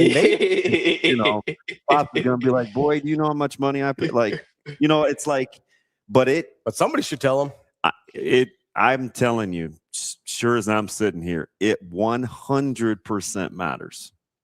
Now we've heard stories of over the years of these players who they get to their program, things are going great, and because they've heard like it's multiple at this point, but like they're like, especially a recruit where you were really concerned because there's some of these parenting, not red flags, but it was like, oh, they've got they've got a helicopter mom or helicopter dad. Like you see that, and then you flag that in the recruitment, and then you check in a couple months into where they're at in the program, like, things were going great, and then mom and or dad moved up here to be close to the kid, and his attitude's changed a little bit, and this has changed a little bit, and we're not getting the same kind of buy-in and output and like energy from him, and it's like, like that. At some point along the way, someone needs to step in and have that conversation. Anecdotally, this is a totally unpopular opinion, but I don't care. I just, it's my experience, and I'm just speaking from my vantage point. If I'm recruiting, I think one of the number one things I'm looking at if I want to decide about investments of young people, and we're operating along these lines of parenting and stewardship, and typically the stronger the mom is in terms of the dialogues that happen, the more leery I'm gonna be traditionally. Like it probably doesn't sound great, but the reality of it is those relationships anecdotally just seem to be different from a maintenance level. Of what happens once those boys leave home. It's always a red flag for me, depending on how overbearing I think the matriarchs could be. Yeah, for me, it's a helicopter parent thing in general, just because I've seen it on both sides. It looks different though. I get it. Like, dudes can be guys, dads and grandpas and uncles can be the same way too, but it's vastly different in the conversations that you can have. I mean, I don't think that's a hot take. I'm just gonna say it out loud. No, I know what you mean. It is something I know for sure, talking to schools recently too. Like, that's been something more in this transfer portal era, in the NIL era. Like, you can't invest money in a guy who doesn't even really know who he is, and does have to be kind of overseen by, or where you have to, like, there's 105 guys on the team. You can't cater to 105 players and their parents, So it's like, you have to be a certain level of talent. We've seen recruitments in general get fully derailed just by the involvement of parents. Like, you have to be a certain level of talent where the parental involvement can be as much as for some of these guys they are. And on the other side of this, like, I do think it's good to be involved. Like, I think on the other side, it's like, I've always advised parents in general to be involved in the process, but know where to draw the line and recognize that this is your kid's process.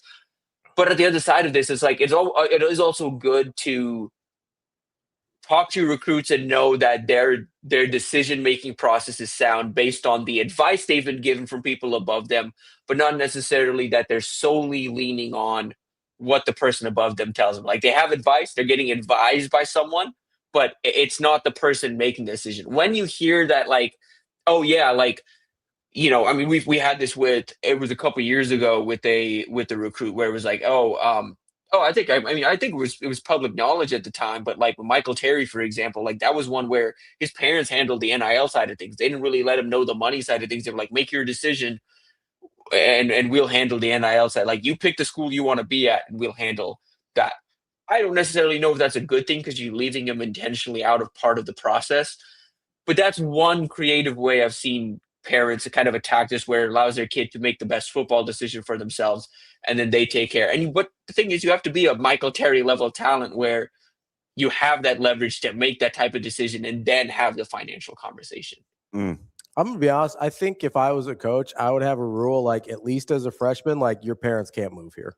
So one of the things we try to do, though, is, and I think Nebraska's really good at this, is the parent portals and the amount of communication that happens pre-stepping foot with the onboarding is critical. So you can't ever say, hey, we didn't know this, we didn't have this conversation. Like, you have the amount of due diligence Nebraska does with the onboarding process is incredible. Like, you can have as much access and ask as many questions as you want to about the recruiting process, but from the time that you say yes to the time they step foot on campus, it would be very, very hard. You'd have to be intentional about saying, well, I didn't know, or you didn't tell me that. Like, they almost over communicate. Yeah, we're having this conversation, and a lot of what I'm saying in general when I'm talking about the grander scale of this is talking about the grander scale of recruiting, not necessarily Nebraska. And I want to make that important.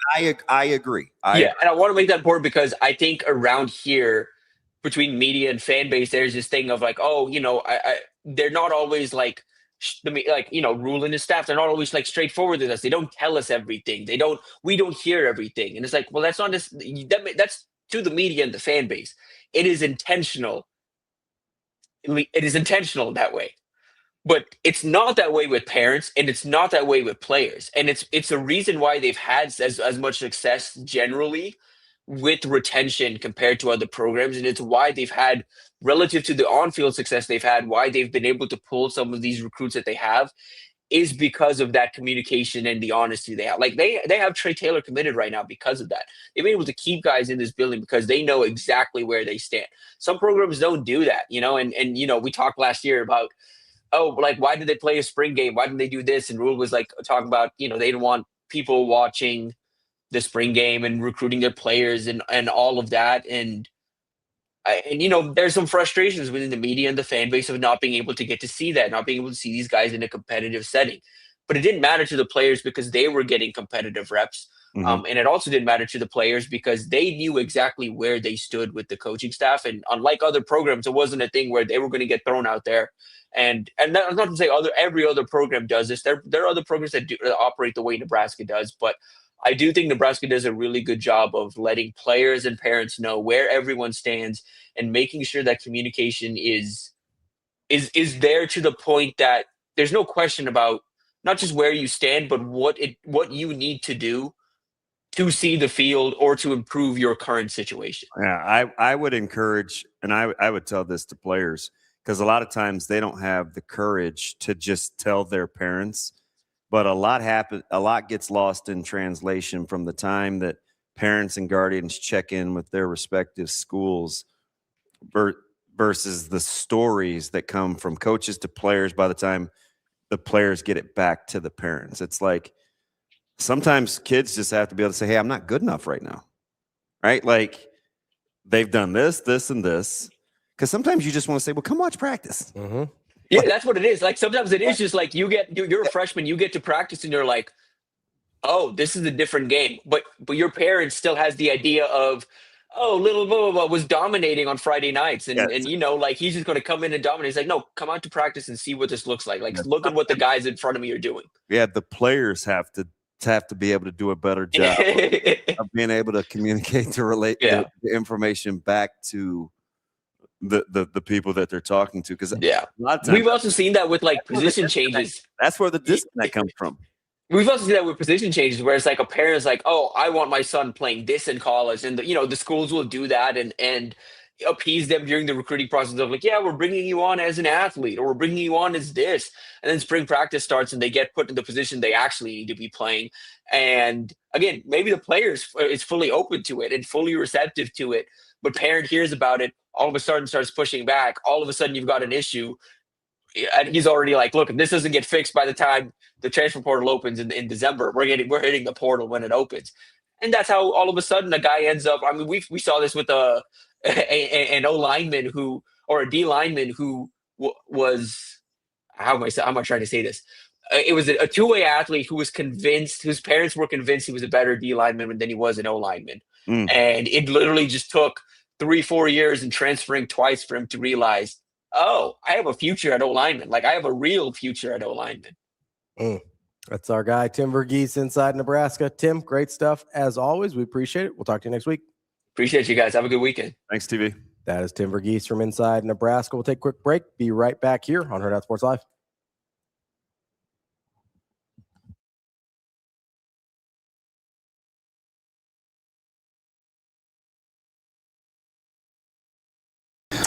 You'd probably have to ask him. I mean, I didn't see it that way. It was just sort of, I thought, a tough call. I mean, for someone who watches as much football as me, it's, I think, the only time I'd ever seen that. They had one other instance.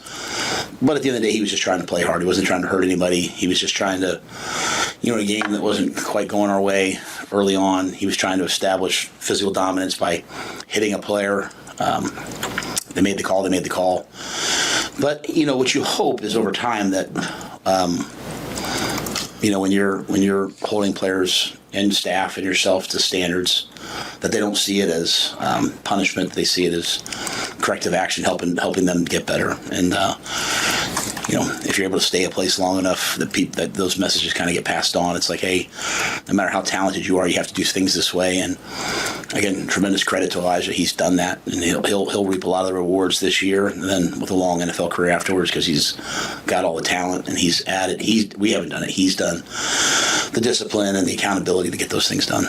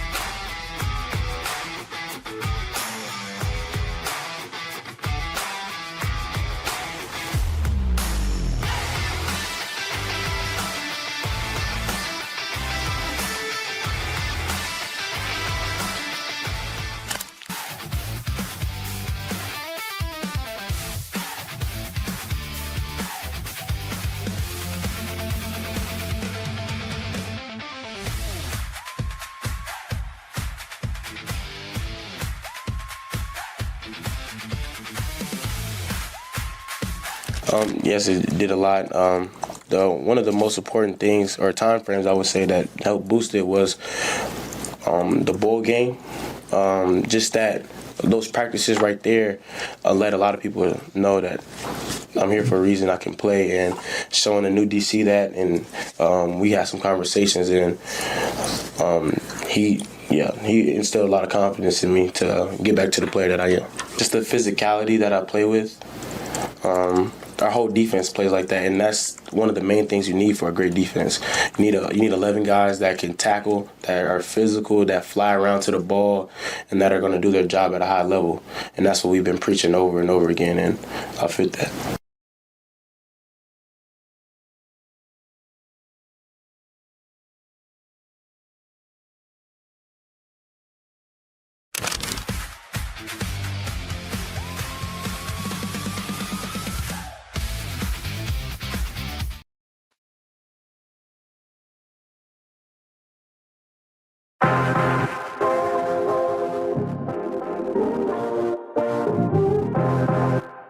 You're listening to Hurrdat Sports Live.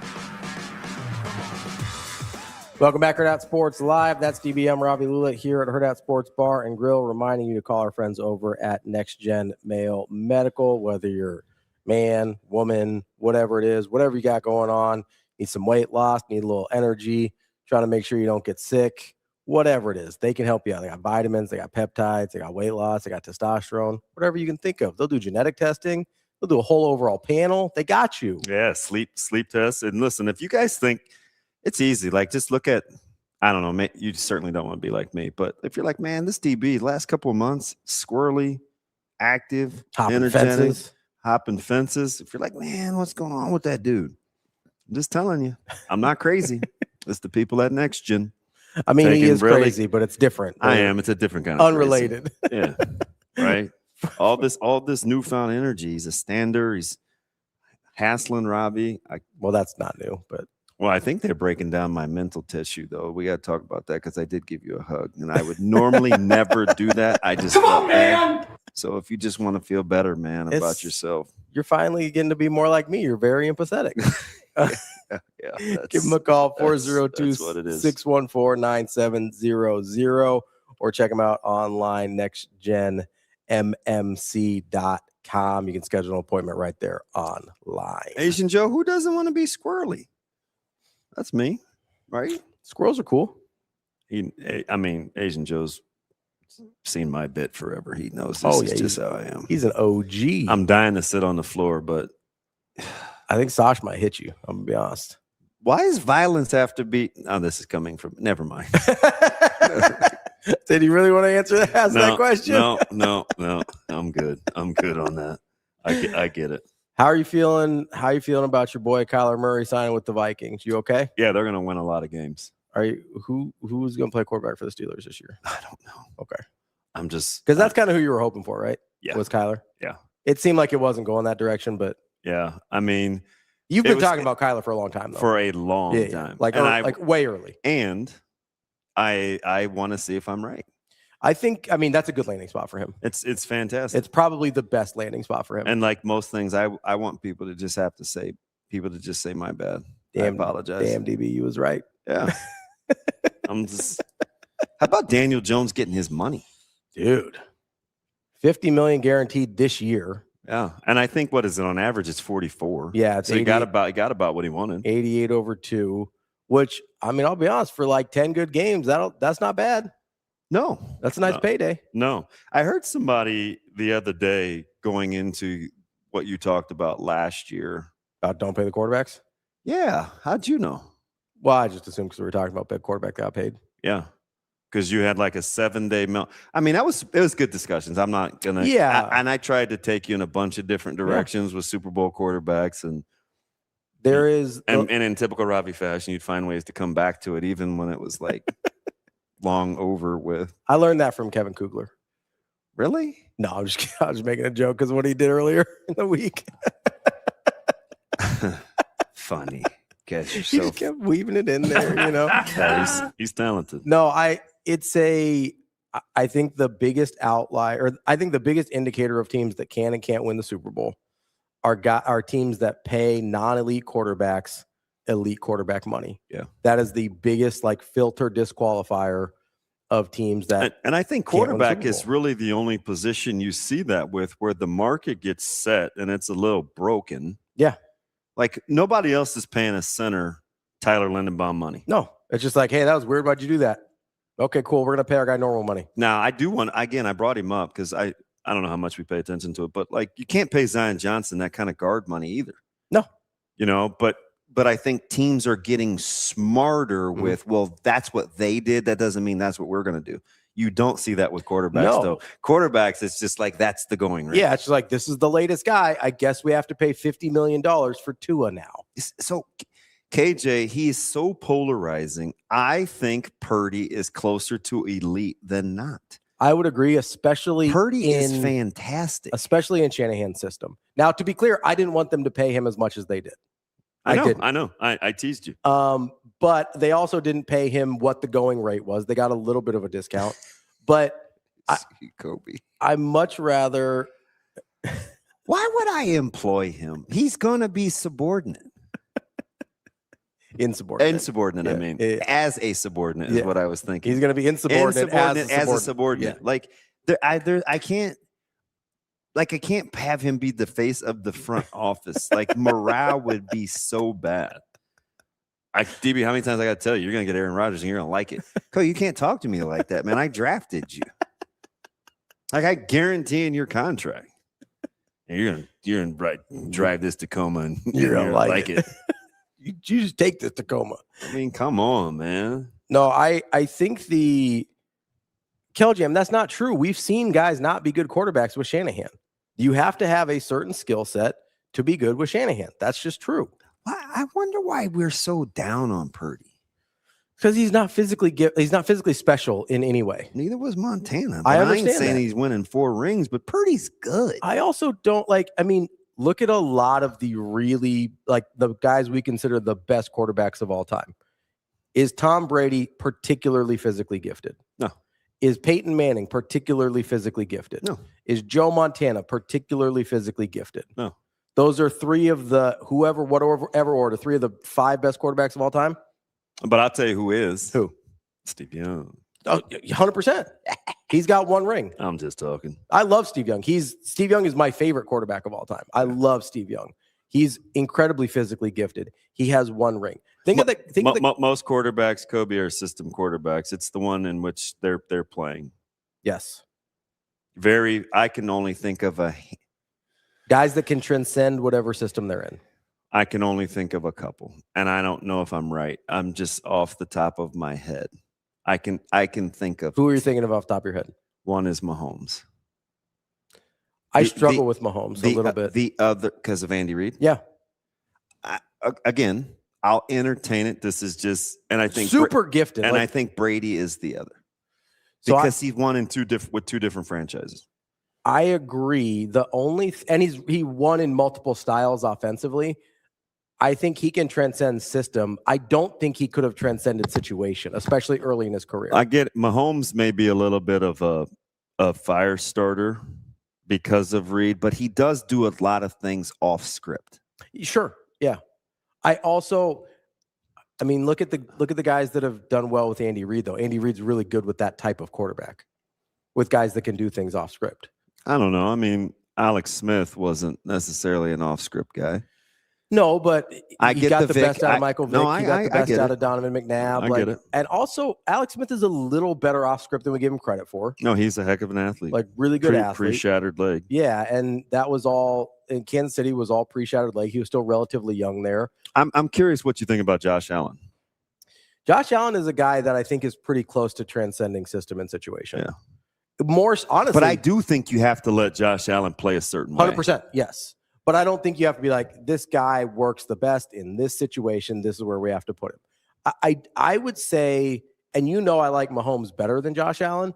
I would say Josh Allen is closer to being transcendent of system and situation than Mahomes is. Yeah, for me personally. And to your point, amazing, Daniel. I get it as a resident Steelers honk.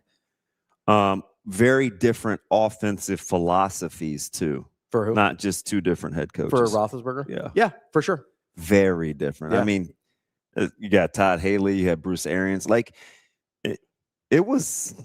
Yeah. I'm not gonna honk for Roethlisberger. He's significantly better than history talks about him. Only other guy I would maybe put in this category, and I know you don't like this guy as much as other people do, but I think it's because he sort of was the offense himself, was Peyton Manning. He basically decided what that offense Peyton Manning was a great quarterback. I just think But I think he transcended coaching The way because, the position was played? yes. I'll give you that. And like he basically decided the offense is what I make the offense. Yeah, I get it.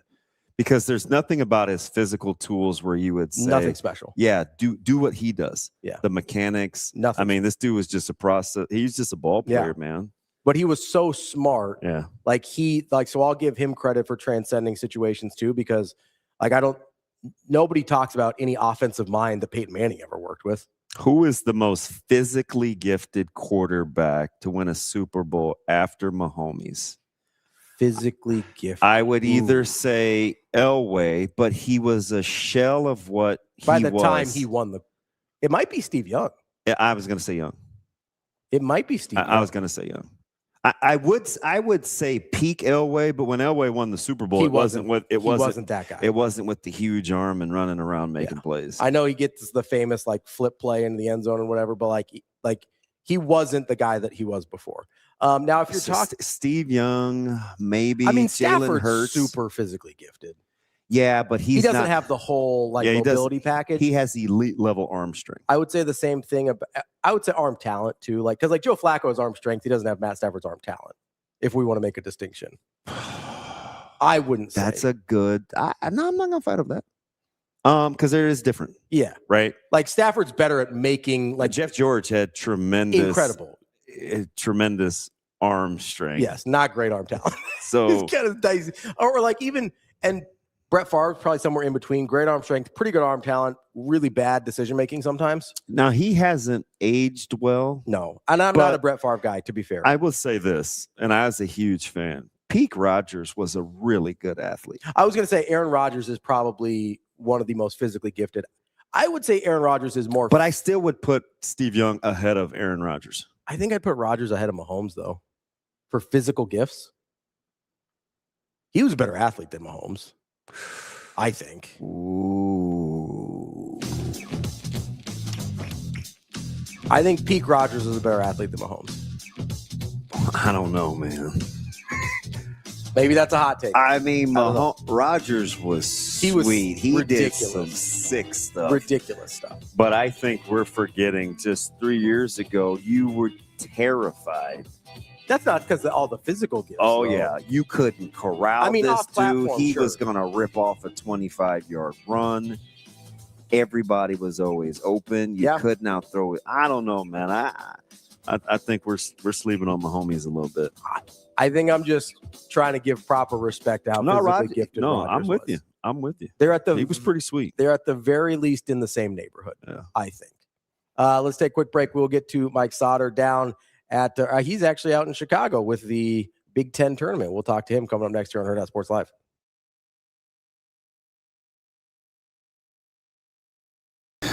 You probably have to ask him. I mean, I didn't see it that way. It was just sort of, I thought, a tough call. I mean, for someone who watches as much football as me, it's I think the only time I'd ever seen that. They had one other instance, but at the end of the day, he was just trying to play hard. He wasn't trying to hurt anybody. He was just trying to, a game that wasn't quite going our way early on. He was trying to establish physical dominance by hitting a player. They made the call. But what you hope is over time that. When you're holding players and staff and yourself to standards, that they don't see it as punishment. They see it as corrective action, helping them get better. And if you're able to stay a place long enough, that those messages kind of get passed on. It's like, hey, no matter how talented you are, you have to do things this way. And again, tremendous credit to Elijah. He's done that, and he'll reap a lot of the rewards this year, and then with a long NFL career afterwards, because he's got all the talent and he's added. We haven't done it. He's done the discipline and the accountability to get those things done.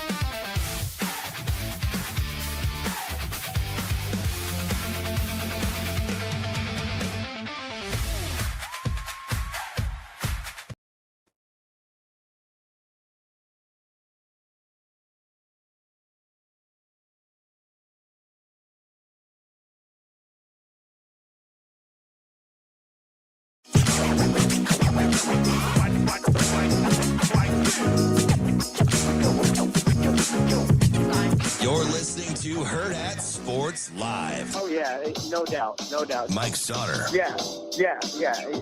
Mike Sautter. Oh, man, you're going to put me on the spot. Mike Sautter. Welcome back, Hurrdat Sports Live. That's DB. I'm Ravi. Lulla. We're presented by NextGen Male Medical. We are joined now by Mike Sautter from Hurrdat Sports and NebPreps. Mike, how are we doing this morning? How we doing? How y'all doing? Jerome, did you drive through the night? No, we drove yesterday. We left at 9 in the morning. I was not at state basketball yesterday. Yeah, I know. Because I had to be in Chicago. Yeah, I understand. I can I go back to something? I'm very upset with you because I'm watching you on television. You're kind of working, but you're more talking. You're taking a knee. You have your arm around some poor unsuspecting soul. And I'm like, Mike, can you help out the NFHS broadcasts with pronunciation?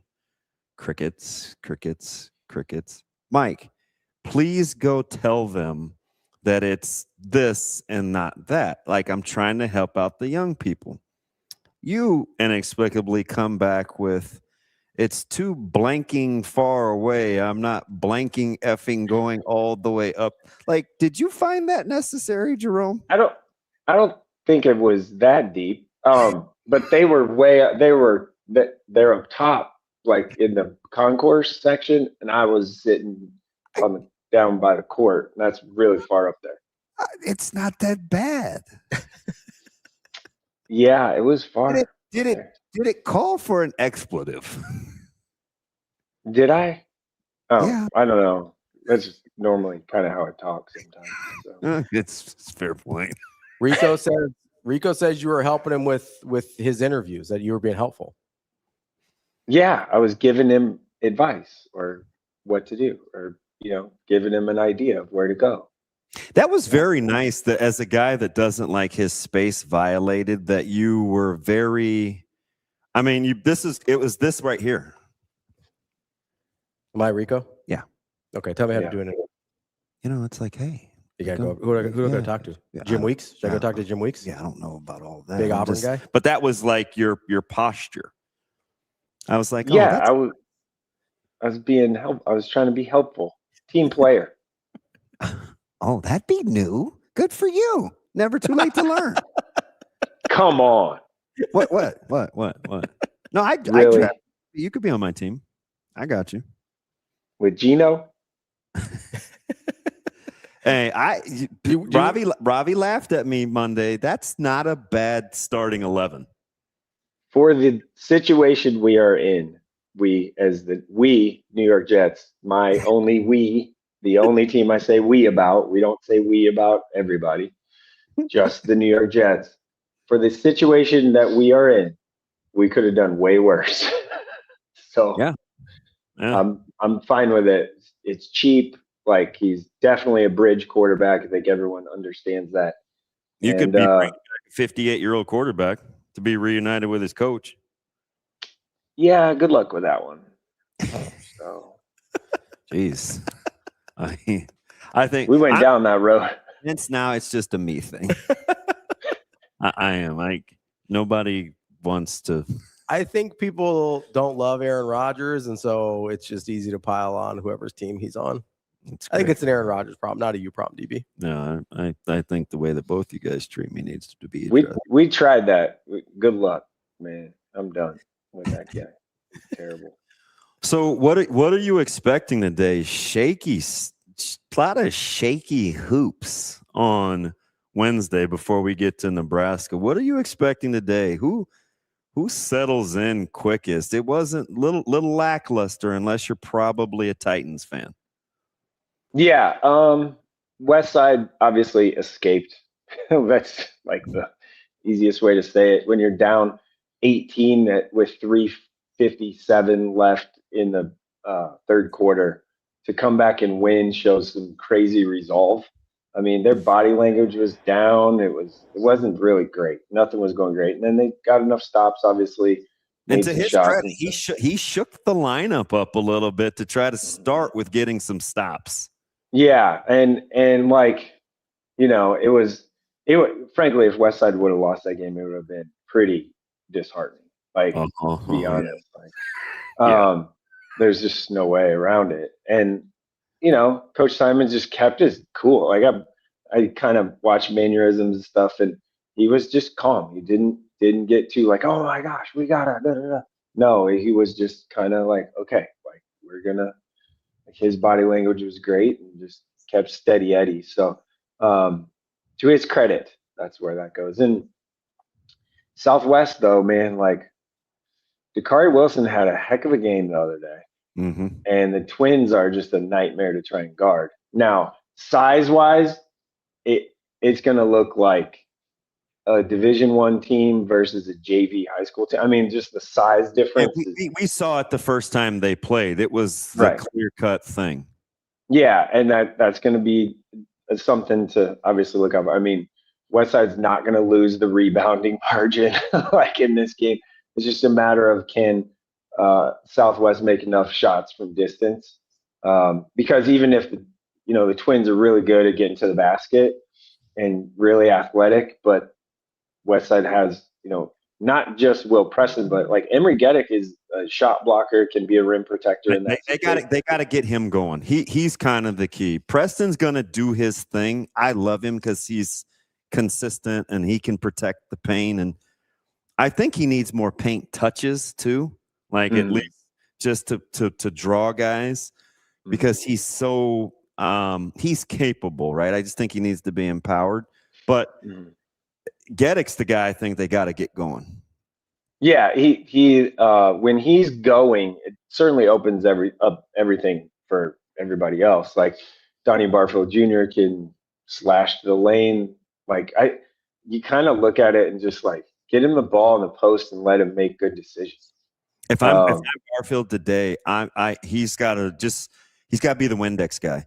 If he cleans glass, he's got a chance to really do work, because he gets, in my opinion, he has kind of the worst match. He has the best matchup for what his skill sets are today, in my opinion. Yeah, and he's got to play defense without fouling. Like that's going to be hard to do, because he's going to probably have to guard one of the Twins or get switched off on him or something like that. I mean, he's going to have to do that. And they're quicker than him and can get downhill. They're really explosive too. Like they play well too, obviously. They're underrated athletically, for sure. And just because they're short, right? I think that those are obviously the key is like, can Southwest hit enough shots from the outside? Their ability to put the ball on a string too is pretty impressive. Like their handle it's pretty elite with their change of direction. Yeah, it's great. Like they've been awesome this year. They've been super fantastic. Mike, who's your favorite player left on in the boys state tournament, and why is it Sawyer Smith? Boy, he's getting, how about his comps? What I mean, you start dropping almost quadruple doubles, we start having different conversations, I think. Listen, this dude, like he's been doing it. So if you remember last year, Ogallala was like the favorite coming in, and the day before the state tournament, they have a shoot around, he rolls his ankle, he can't play. And like they get upset. So like he's been doing this so well. Ogallala was those were my guys. I know it wasn't popular because Gillen was so polarizing, but I was team Ogallala all the way. Yeah, I don't mind guys with some bravado and stuff. Like I like that confidence. So it's a tough hole he stepped into this year too, man. Yeah, and I will say this: Coach Gillen, the team, like this year's team, they don't have that like extra stuff around them when they're playing. Like they just play. And that's kind of the fun thing about them. They just go out and hoop. Like they'll give up a layup and just hit you right back on the other side with a three or a layup of their own. Like they just free flow. It's kind of fun to watch. They got really good size. Like they got great size. They're just so good. Like they are really good. And Sawyer Smith is really good. He's got that below the rim game that is pretty fantastic. He can like 1-footer step back stuff, like mid range and in the post, can hit threes, His pace is really good. He doesn't get sped up. He's really good. I saw some of the comp stuff, and I don't know if I agree fully with that. I agree. I just with you. I agree with you. Yeah, I think athletically he's a little bit limited from a lateral quickness is kind of a thing that he's limited with, but he's a great high school basketball player, and that team is great. We said it all year. Ogallala is awesome. They've been good. I saw them twice this year in person over Christmas break. Made it a point to watch them the first time and the second time. Saw them play Beatrice, and then saw them play team from Kansas City. They played at Gretna. Can't remember. Shawnee Mission North or something like that. One of those, and they just hammered both those teams. So they put Beatrice, they killed, and then they won at Gretna in that one day kind of thing. So they're really good. It's a matter of like in that second game in C1, that second semifinal is Auburn and Ashland Greenwood. Mm-hmm. Yeah, if someone scores 55, I'll be shocked. I think that's high. Yeah, I know. That's what I mean. Like, it'll be shocking if someone gets to like over 50 in that game, just because they control possession so well, and they play really good defense and long possessions, and I think that one could be close. And then even if you look at if Ashland does win today, then they likely play Ogallala. DC West has had a hell of a year. They're just going to run into Ogallala, who's pretty damn good. Well, they just tipped, and DC West off to a good start. They're up 10-2 early. 10-2? Yeah. Oh, wow. That's good for them. Like, wow. Yeah. Coach Daling's done a really nice job at DC West building that program, too. It's early. Yeah, it's early. Ashland Greenwood's one loss, is to Ogallala, and it was it was like a 3-point game, and it was in the 50s. Mm-hmm. So Ogallala can play fast, they can play slow, they can win a number of different ways. So I think that one is very interesting. Hey, so let me ask you something. Since you got to Chicago and got a chance to get settled in, if on the outs, is it an issue? If you're in Nebraska, we talked about the buys and how important it was. If you're this team, how do you think they're deciding between rest and rust for kind of how they like to play and the rhythm they were playing with versus, man, our bench hasn't been super deep. This time off could serve us well. I think the time off served them well, because let's just say if they beat Purdue today, which will be no easy task by any means, and then somehow you play likely Michigan State tomorrow or UCLA, really tough. Yeah. And then if you win both those games, you're in the championship game. You're likely playing Michigan, also not easy. Like then you turn around and you're leaving again on Tuesday. So like the little bit of break there isn't bad. Coach Hoiberg said at availability that they were going to practice 2 days at DePaul and then hopefully get a shoot around in this morning. So they've practiced here since they've been here in Chicago. So I think that's something that is positive, right? Like they're still kind of getting after it and whatnot. So yeah, benched up. Jared Garcia is going to have to give some pretty good minutes. He gave 5 minutes against Iowa, hit that huge corner three. I think that's massive, just from a scouting perspective and like confidence and everything. I think it's great. Like I think him hitting that shot was pretty big. Also, it was in his face, so he's going to have to help. He's going to have to really help, because I don't think you can. 7 guys is pretty hard to do, especially with the lack of size, if you will, that they have. Now, Purdue, we think, is like just this massive team, and they are in their post players, but their guards aren't. But their guards are also very good. They actually have the same height as a team as Nebraska. So I think they average 77.1 inches or something like that. I can tell you in a second here. I think most of what Clough and those guys were able to do, and it's a good offensive rebounding team. I think they're 13 or I think they're 13 a night on the boards. Was a lot of it was just Clough's positioning, right? He's not going over guys. It's just he's able to hold them off as he's volleying for balls in the air. I think how Nebraska attacks the glass will be way more important than the actual size discrepancy. Yeah. In my, I guess, pregame, like my keys to the game, obviously offensive glass is something that's huge. You can't have a plus 15 offensive rebound margin for Purdue and win this game. Purdue is also 22nd in the country in rebounding margin overall. But it was more of the fact that like guards, Price, Stanford, whatever, didn't rebound down they didn't crash on the offensive end. And I think that's something that's going to be key.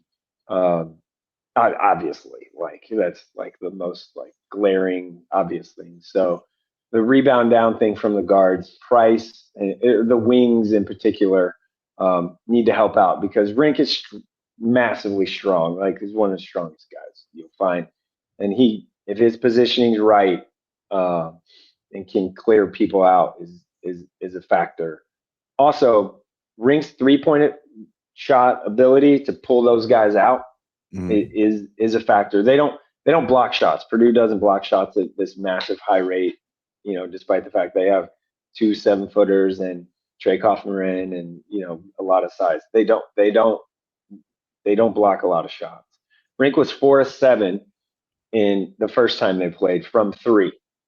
That's huge. So Mast, Barricade, Buchtenjel, Jared Garcia, like if Barricade can hit 1 3, no, stop somehow make one of his maybe 2 or 3 attempts, hopefully only 2 or 3 attempts, because we don't need more than that from 3 for him.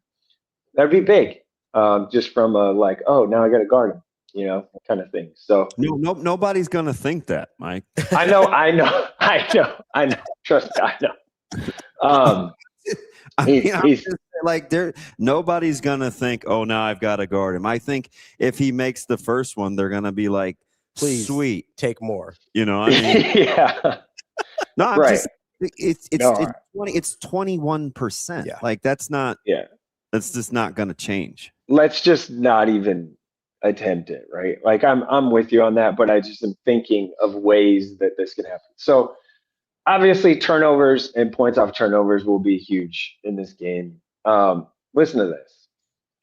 So not only did Nebraska lose 80-77 in overtime in Lincoln when they played first, they got down 15-1, came back.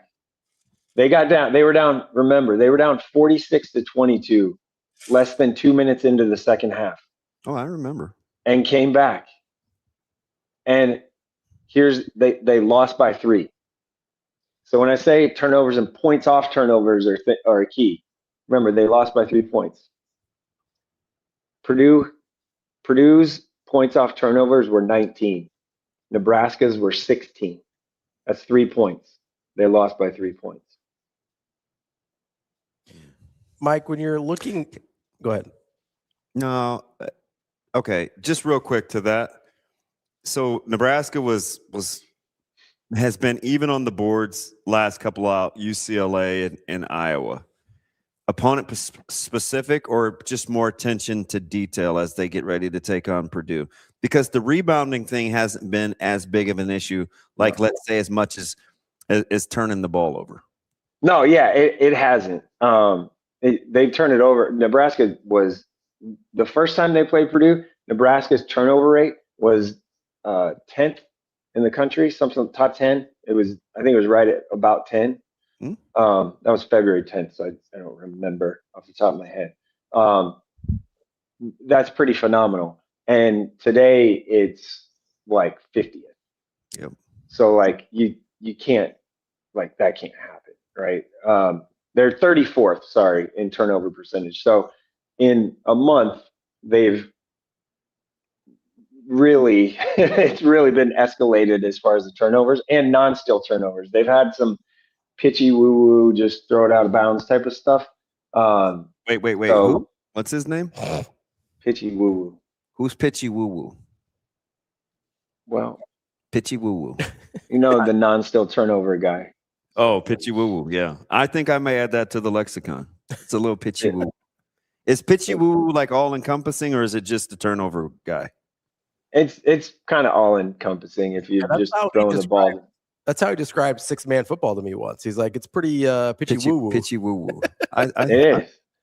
I'll give It you all is. credit. I just think that's a funny term. Pitchy woo woo. Yeah. It is. 6-man football is very much so like that. You just throw the thing around all over. Well, you can. A lot of teams just still just run it, but you can just chuck that thing to the center if you want. Like, do whatever you want. You little pitchy woo out there, you know? Yeah. You've never heard that before? You were the first person I've heard say that, but it was in reference to 6-man football. This is my first time, Jerome. I'm just getting clarity. Okay. No, I think obviously taking care of the ball is a massive thing. And Purdue's defensively hasn't been awesome this last handful. I will say, to the rebounding thing that you asked, Price Sanford has been huge rebounding the basketball since Iowa. Like since the first time, since Iowa City. It's really important for their guards to help out. Since Iowa City, Price Sanford has rebounded at a very good rate, extremely high clip. So look for a little bit more of that. I will say this. When they played on Sunday, that Iowa game, I loved how they just got Price in the post. I loved it. I thought it was fantastic. Because one, it just is a way to initiate offense and get him going a little bit and get him involved. He's also a very willing and good passer. The skip pass he made from the post for an open, I think, Sam Hoiberg 3 was awesome. It was a great pass right in the pocket. It was great. So also, it's one of those things, if people are going to be grabbing and clutching and chucking him around when he's trying to cut through or behind screens and cut through the lane and curl and do all those things, all those actions, get him in the post. They can't do that. So it kind of frees him up a little bit. So I love that change to their offense. And it's just another thing that you have to prepare for in Nebraska, which is, not easy at all. This game, I think, will be close-ish. And I think it's going to come down to obviously the rebounding margin and turnovers. It kind of boils down to that. Nebraska had 14 turnovers, I believe, the first time they played, and Purdue had 11. So again, 3-point game. The number 3 keeps kind of showing up in all the data research I did last night before this game. Sounds a little pitchy woo woo. Yeah, Mike. If I gave you the choice, and you get either a confident Cale Jacobson or a under control Braden Frager, which one are you taking today? Wow. That's tough. You only get one. You can't get both. If you're saying if I can have how they both played on Sunday, I'll take Cale Jacobson all day. Well, that's what I mean. I would not say that was the good version of Braden Frager, though. Right. Yeah. Frager under control is a thing. Just give me 5 rebounds and 2 assists from Frager. Yeah, and I know I'll get 11 You'll get points. the rest. Yeah. And that's what I was gonna say. You'll get 8 to 12 points. If he can give you 5 and 2 assists, just don't give me 3 to 4 turnovers either. Like, you can't have that happen. You can't dribble in traffic. Like, just don't He's a very capable rebounder. Oh yes. Especially just slow down a little bit. In the guards coming down and rebounding, like that's important. It goes to what Fred has talked about is the smart pace with Braden. Like he gets sped up a little bit and tries to do too much, or he's feeling like he's got to, get to the rim and do all that stuff, and he gets in trouble. He does get a little pitchy woo sometimes. That's true. He gets a little dribbling in traffic, and that's not good for him because he struggles to dribble with people guarding him anyway. So. All right, Jerome. That's Mike Sautter. Enjoy the Chicago hotel. Let them know where they can find your game coverage today. JSP said hello. So game coverage today. Well, me, Avery Howard, John Peterson, John S. Peterson, we are in Chicago. We are going to be at the send-off.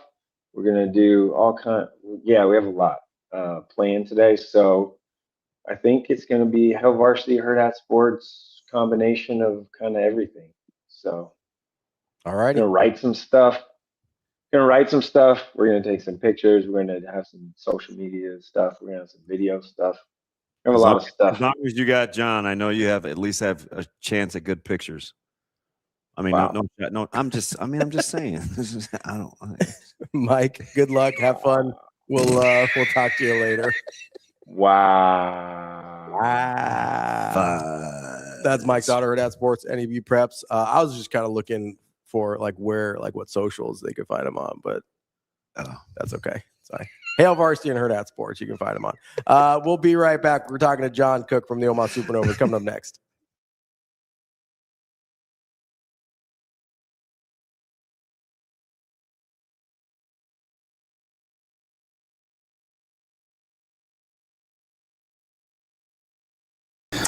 You probably have to ask him. I mean, I didn't see it that way. It was just sort of, I thought, a tough call. I mean, for someone who watches as much football as me, it's I think the only time I'd ever seen that. They had one other instance, but at the end of the day, he was just trying to play hard. He wasn't trying to hurt anybody. He was just trying to, a game that wasn't quite going our way early on. He was trying to establish physical dominance by hitting a player. They made the call. But what you hope is over time that.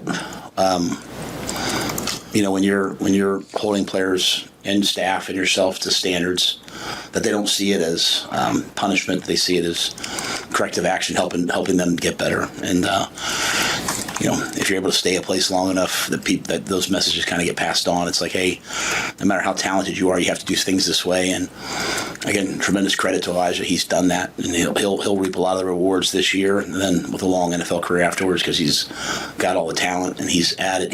We haven't done it. He's done the discipline and the accountability to get those things done.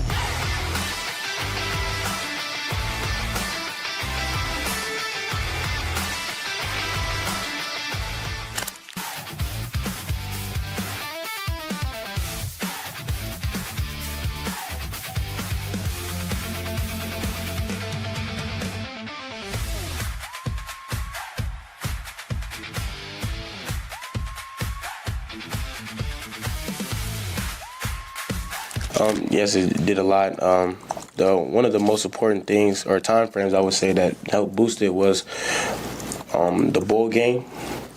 Just that those practices right there let a lot of people know that I'm here for a reason. I can play, and showing a new DC that, and we had some conversations, and he instilled a lot of confidence in me to get back to the player that I am. Just the physicality that I play with. Our whole defense plays like that, and that's one of the main things you need for a great defense. You need 11 guys that can tackle, that are physical, that fly around to the ball, and that are going to do their job at a high level. And that's what we've been preaching over and over again, and I fit that.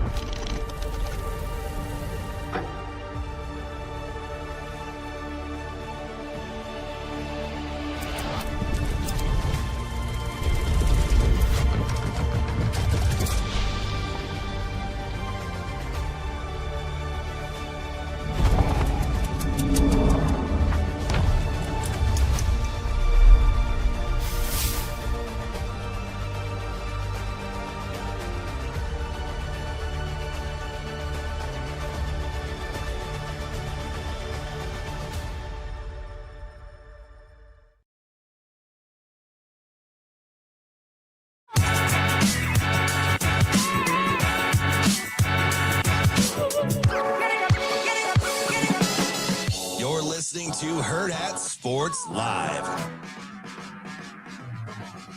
Welcome back, Hurrdat Sports Live. That's DB. I'm Ravi Lulla here at Hurrdat Sports HQ. We are joined now by the one and only John Cook of the Omaha Supernovas. John, how are we doing this morning?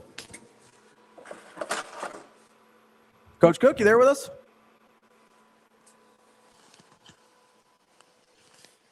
God, teased. Coach, you good?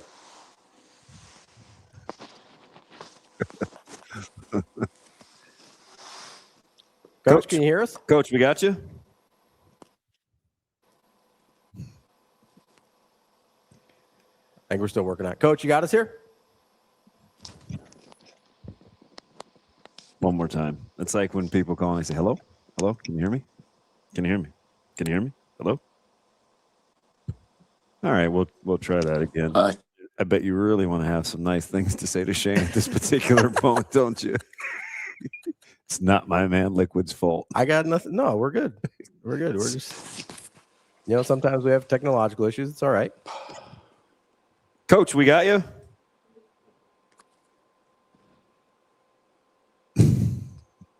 I'm just afraid somebody's going to say something out of frustration. It's kind of where my head's at right now as well. Yeah. Bleepity, bleep, bleep, bleep, bleep, bleep, bleep. Shane, for the record, this is just why we're killing time. I would let you sit on my shoulders. Sorry? I'd let you sit on my shoulders, give you a better advantage, give you a better sight line if you need a little raising up. What are we doing, like Zacchaeus from the Bible? Like, what's going on? Yeah. I'm tired. I worked out of school. I don't want him to have to punch down too much. All right, we'll try it again here. All right, let's see what we got. Did you know the Zacchaeus song when you were going to? Yeah. I want to be like Zacchaeus in the sycamore tree. Yeah. Oh, we had a different Zacchaeus song. I'm black. Oh, I didn't know that. Yeah. A little more up tempo. Feels like we have very similar backgrounds. No, we're different. Built different. 100%. Coach Cook, you ready? Let's do it. All right, there he go. goes. Shane gave me the thumbs up, so I know we're good. Is it? It's I get that too. A little technical difficulties this morning. You guys, I could see you, but I couldn't hear you. Now I can hear you. Okay, here we go. All right, so how's the morning going other than the last 4 minutes? We good? Yeah, we're good. I've already did one radio interview today. Now I got you guys. Are we talking Husker football? I'm like, I haven't been in Nebraska, so I'm like having football withdrawals. Yeah, let's do it, Coach. What do you want to talk about? I will say this. If the schedule allows, I would more than love for you to come up in the booth for the spring game. What's the date of the spring game? We are it's the 28th. March 28th. March 28th. Okay. All right. There's a good chance that could happen. All okay. right. Open invite. I'll tell Kyle Crooks, and he's the gracious one. So once I clear it with him, we're good. We're good. Green light for you, Coach. Yeah, but Damon, what's the bottom line? You know, you hear that, the coach talk. What's the bottom line? Are the boys getting after it? We got defense. We got quarterbacks. It's coming around. I'll tell you this, and I'll shoot you straight because I always like to just coach to coach here. I think you'll like the style in which they're practicing. It's a lot of heavy hands. It's a lot of contact. They've done a lot of good on good. I watched, the last handful of days. They got probably 180, 185 snaps with their top units going back and forth. A lot of situational scrimmaging, which I like. It's a little different. They spend a good portion, teaching the fundamentals, the base, but then they kind of get after it. Then they'll break the practice down, back to fundamentals. Then they'll get after it. I think you'll like kind of how they're getting after it with one another as a starting place. A ton of teaching going on. Yeah, good. And they're practicing in the afternoon, right? Yeah, so they've been late. Just the other day, I don't think they started until 4:30. So a little bit of a difference in a lot of the pre-practice stuff with films. Kind of they're on the dry erase board, their walkthroughs, then they're out on the field. So it's a little longer day, but I kind of think it's a little bit more productive with a younger team because they get to teach on the front end as opposed to everything on the back end. So I bet you he stays with this schedule, and I think they'll stay with early spring ball too. I think he likes the guys playing as much football as possible. Yeah, I never liked the morning practices because I don't think they get sleep. And I was reading that they thought maybe more injuries were higher because the guys just don't recover enough. And because it's college, they don't go to bed early. So anyway, it's funny too because he was real matter of fact about that. He said, guys go to bed when they go to bed. Mm-hmm. It doesn't, So to your point, it's college. You're right. It's like they weren't going to compensate for the fact that they had to get up earlier. It's just they were going to go to bed when they went to bed. Yeah. So, but you always practice in the afternoon, right? Yeah. It's been a lot. It's long days though. But I guess if I'm going to have a 12, 13-hour day, I'd rather probably go, probably 8 to 8 than 6 to 6. Yeah. That's right. if I had to break it down. Yeah. So how are things going? Off to a little. I know you're looking to kind of change that the home record. It's been a little bit of a tricky start for you. Kind of where are we at with the overall landscape? Well, the league's really competitive, and I equate it to NFL. It comes down to a couple plays, at the end of a game. And I think if the Supernovas have won all their 5-game matches they've lost, we'd be at the top. So it's just, that's how close it is and how competitive it is. But I don't know. It's really good volleyball, and it's very competitive, and the fans have been showing up. And of course, Saturday night, is the luck of the Novas. So as I said, the St. Patrick's Day party is starting Saturday night in CHI because I know they're trying to break a world record for attendance, and it just again shows you that Nebraska is leading the way for pro volleyball, college volleyball, high school volleyball in this country, and it's again pretty cool to see. Okay, so Coach, tell us a little bit about the luck of the Novas. I know, like you said, trying to break a world record for attendance. What's the vibe going to be? What are we looking at? Well, it's dollar beer night, so let's start there. Well, that helps. That'll help. I don't know if the beer is going to be green or not, but it's dollar beer night. For $1, I don't care. Yeah. So there might be some lines up there for that,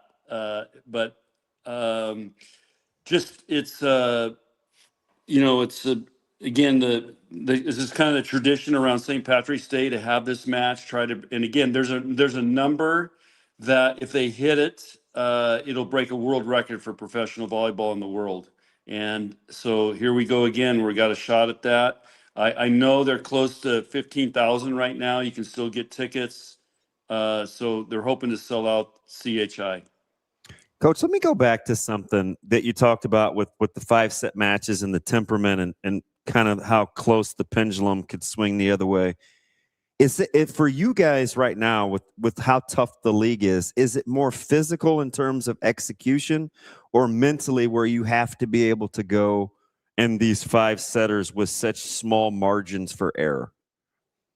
It's a little bit of both. And, you know, if you look at the Supernova schedule, you know, you talk about the physical part. We've had a really tough schedule with road matches 3 in a row. It's our schedule. We played more matches than anybody else. And so that's the physical part. Where are you, you know, is the team just had a week off and you're playing them and you've been on the road for 2 matches? And remember, these guys aren't chartering, they're flying commercial, and the travel has been a nightmare. Yeah. You know, I don't know if you guys have traveled, but the airports, the weather, you know, security, it's been really tough travel. So how have you guys, my little guy, he's playing 7-on-7. They were in Atlanta, which is one of the worst airports in the city or in the state or in the country. Yeah. Christmas. bigger. In the country. Just with partial layoffs in the workers, they can't manage the numbers. That unto itself, I don't know how you build in like scheduling time to just for margin of error. Yeah, it's been a real challenge, and especially on the road, you know, trying to get practices in. And there's been several days that they just haven't been able to practice because they've been sitting at the airport, they've been on plane, off planes, all that stuff. So, anyway, to answer your question, a lot of it comes down to that's the physical part, you know, how recovered are you? And I think the Supernovas are a team that are built around more finesse, ball control, executing, and when they get fatigued, you know, you look at a couple of players. I mean, they just, you know, they're not going to perform as a high level, and those are the players that are going to, you know, win those close games. So that's been one of the issues.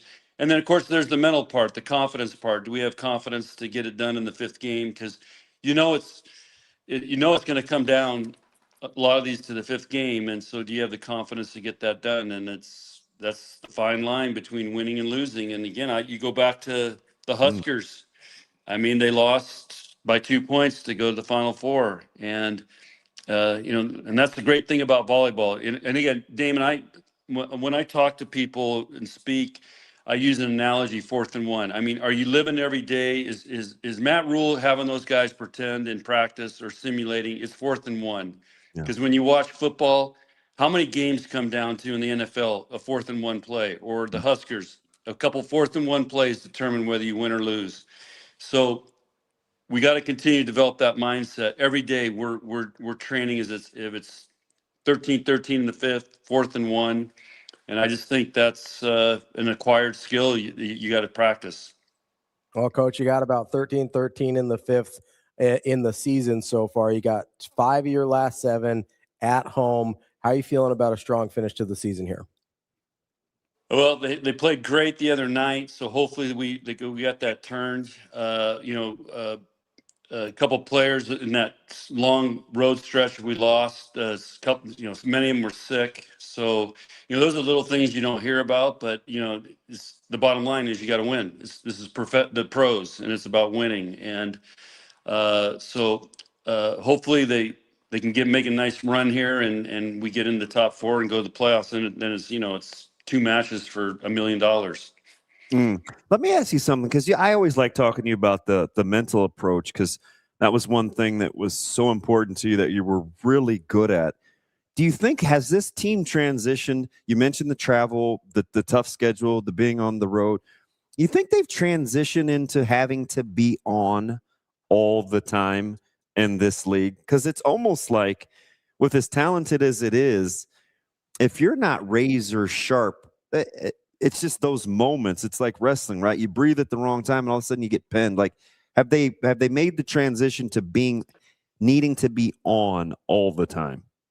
They have it parts of the season, and then other parts of the season they've lost that. And again, that's the art of coaching, Damon. It's how do you get a team to understand that and build on that and work at it. And so it's part of it. It's the challenge, and but every match is gives us a new opportunity to get a win streak going. And hopefully Saturday night, they get a big win. They're playing Indy, who's in first place.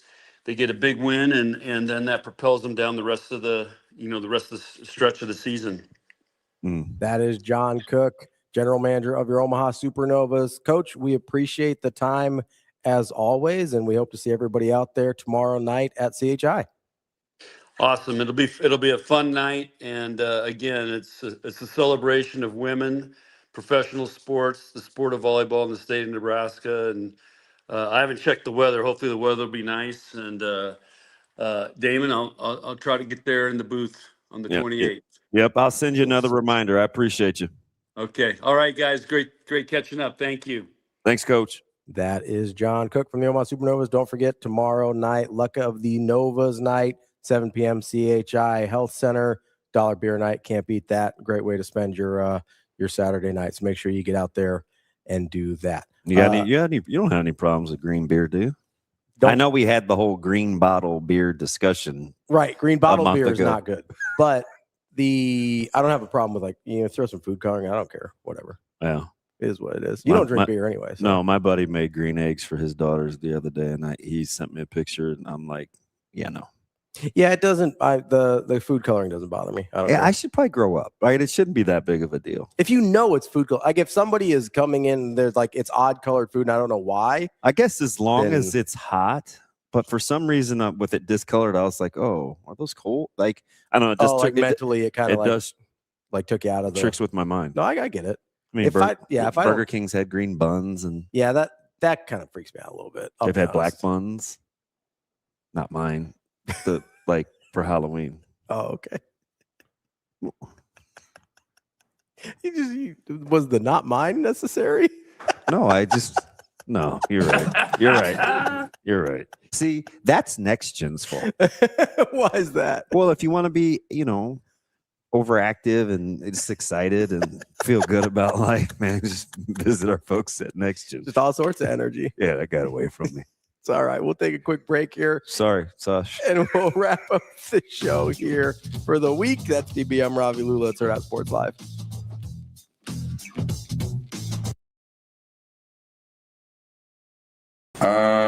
Shoot. I mean, my first year we got after y'all, and the second year y'all got after us. But really, just the motivation from the coaches. I would say that all the progress and them trying to get me out here, and then when I really just saw it, my eyes just opened, and it was just this the place I need to be. Dude, I was eating. No, I'm just playing. I remember that game. It was fun. I ain't gonna lie. Just being out there, just seeing the crowd, my freshman year we played LSU, but then coming up here, it was a whole different environment. Just crazy fans. I remember being at the hotel at 6 a.m, just flooded. I'm just like, what is going on? I ain't never seen nothing like that. And we don't get that back at UCLA. But yeah, it's dope up here.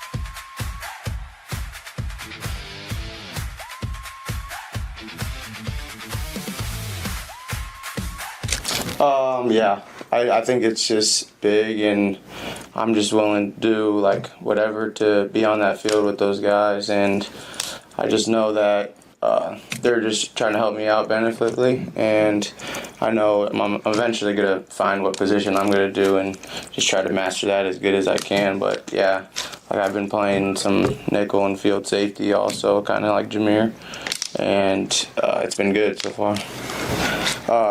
Definitely, he's always been a hard worker, and like that bowl prep helped him out a lot. And he's been working since the season, and he felt like he should have been playing, which he was a good enough player to be playing, and I know he's gonna help us out this year. So yeah.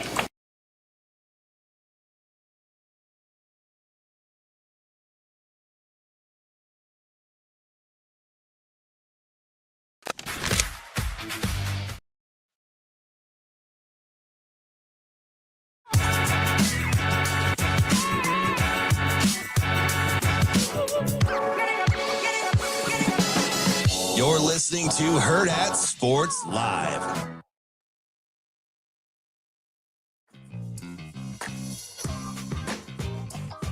Welcome back, Hurrdat Sports Live. That's DB. I'm Ravi. Lulla here at Hurrdat Sports HQ. I'm sure you've been seeing the commercials in our breaks here, but reminding you, make sure you get out to the Guns and Hoses Hockey Challenge. It's Sunday, Baxter Arena at 3 p.m. You can buy your tickets at firstrespondersfoundation.org/hockey. You are supporting, obviously, the First Responders Foundation for police officers and firefighters and all first responders there. So make sure you go out and support them. It is Sunday, Baxter Arena, 3 p.m. There you go, DB. Why is that for me? Well, it's for everybody. You like first responders. You like hockey. I do. I love first responders. Big hockey guy. I am. You know, we got national hockey this week. I don't really love not a big corn dog guy, though, apparently. I just vacuum seal the corn dogs. I don't eat them. Deadshot says DB will eat 30-day vacuum sealed wrinkly dogs, but draws the line at green colored eggs. You guys! They probably look like they've been left on the counter for a week. Who asked you? I don't do the green eggs either. I would probably eat, as long as they're hot, I know they're going to taste like scrambled eggs. It was just off-putting, as though I assumed they would be cold. No, it kind of throws you off mentally. But I would like for you guys to know, I don't eat corn dogs. I don't know where that came from. You guys make it seem like I just eat whatever. I think people assume because you were vacuum sealing the corn dogs that they were for you, but they're for Zoe. Yeah, they're for my daughter. The child, little child. Childish. Also, like, you do kind of eat everything as long as it's been out for 14 hours minimum. Only if it's just meat. That was necessary. No carbs. I'll eat almost anything that used to walk or breathe or, swim. Yeah. Plants breathe, DB. Not photosynthesis. I'm not into that. He's out on chlorophyll. Yeah. I'm out on photosynthesis. But it's fine. Like, you guys, I got some chicken thighs yesterday. Okay. I ended up paying like $1.78 for like 9 beautiful skinless chicken thighs. Mm-hmm. And I vacuum sealed them with such care. I was like, I paid less than $2 for these. So, I mean, for chicken thighs, that makes sense to vacuum seal them. Yeah, she hid them for me. She said, I thought of you. These some of the last ones we have left. We close tomorrow. And I was like, oh. That's so nice. I mean, it wasn't worth the tickets that I got her for a Nebraska game a couple of months ago, but is that your who's keeping score? Apparently you. She's cool. Is that your Sipple's McDonald's right there? Yeah, I do. So I asked her, I call her Jose Cuervo. Okay. Because about a week ago, I was going to soak some fruit. Okay. But of course, I'm not going to use good takaya. So I was like, you just get some of this knockoff cheap stuff. It's for watermelon. I don't know. Some stupid cockamamie recipe. Pitchy woo woo recipe. Pitchy woo woo. And she's like, oh, This doesn't seem like your style. What are you doing with Josie Cuervo? And I never knew her name for like 3 years that I grocery shopped there, but she's very nice to me, so I just called her Josie. Yeah. And then it turned into Cuervo. Yeah. So she may go to the. There's 2 locations I'm in the middle of. So she may go to the other one. Yeah. But then my buddy that always comes back from college, my little dude that always lets me know like when meat's really about to go on sale. Like, what are you gonna do, man? Like, this place can't function without me. I'll be at this and this location. I was like, air dap. Yeah, 70 to 80% off yesterday. Miller Time, that's a great poll from from Billy Madison. He goes, chlorophyll, more like borophyll. Yeah, he was trying to be funny in his chemistry class. That would have been a terrible joke if he was back in high school in the 80s. I know. It's still, at no point would that have been funny. At no point did you make a coherent sentence. We're all dumber for having heard you speak. So, and did people do the thing where they got out of their car and they just leaned against the hood? Was that a thing? I went to high school in the 80s. We didn't do that. You were just like leaning against cars? No. Like pulling up in Trans Ams, be like, what's up? Putting out a vibe? No, have girls walk by and be like, what'd you say? What a loser. That movie was great. We have tip-off coming. I need some chlorophyll. More like borophyll. That was actually a low-key good movie. That was a good movie. Should I give TK a lock or B? He has not been nice enough to me. Well, let's give everybody a lock. Let's give all of our friends here on the stream a lock. No, we'll do it. Are we doing that? Do it live. Let's do it live. What the world is wrong with you? If you've got one, let's hear it. No, I just was wondering what people's thoughts were on the game. I couldn't get any opinions from you on how games were going to go today. I was giving you lines like for a half hour this morning. Well, I was giving you the lines and you were giving me what you thought was going to happen given those lines. I would say, hey, what would you make? Yeah, and then I would tell you what matchups, and then I was giving you the lines. And I would tell you exactly what it was. What I would do, I would get off to a very good start this morning, and I would lay the 6.5 for the St. Louis Billikens. Ooh, taking on George the Washington. Billies?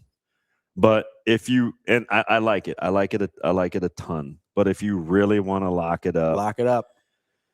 Lock. I would actually lock up. Lock. I actually would lock up St. Louis at 6.5. But and my man Ben is not gonna like to hear this, but you have got to lay the 6.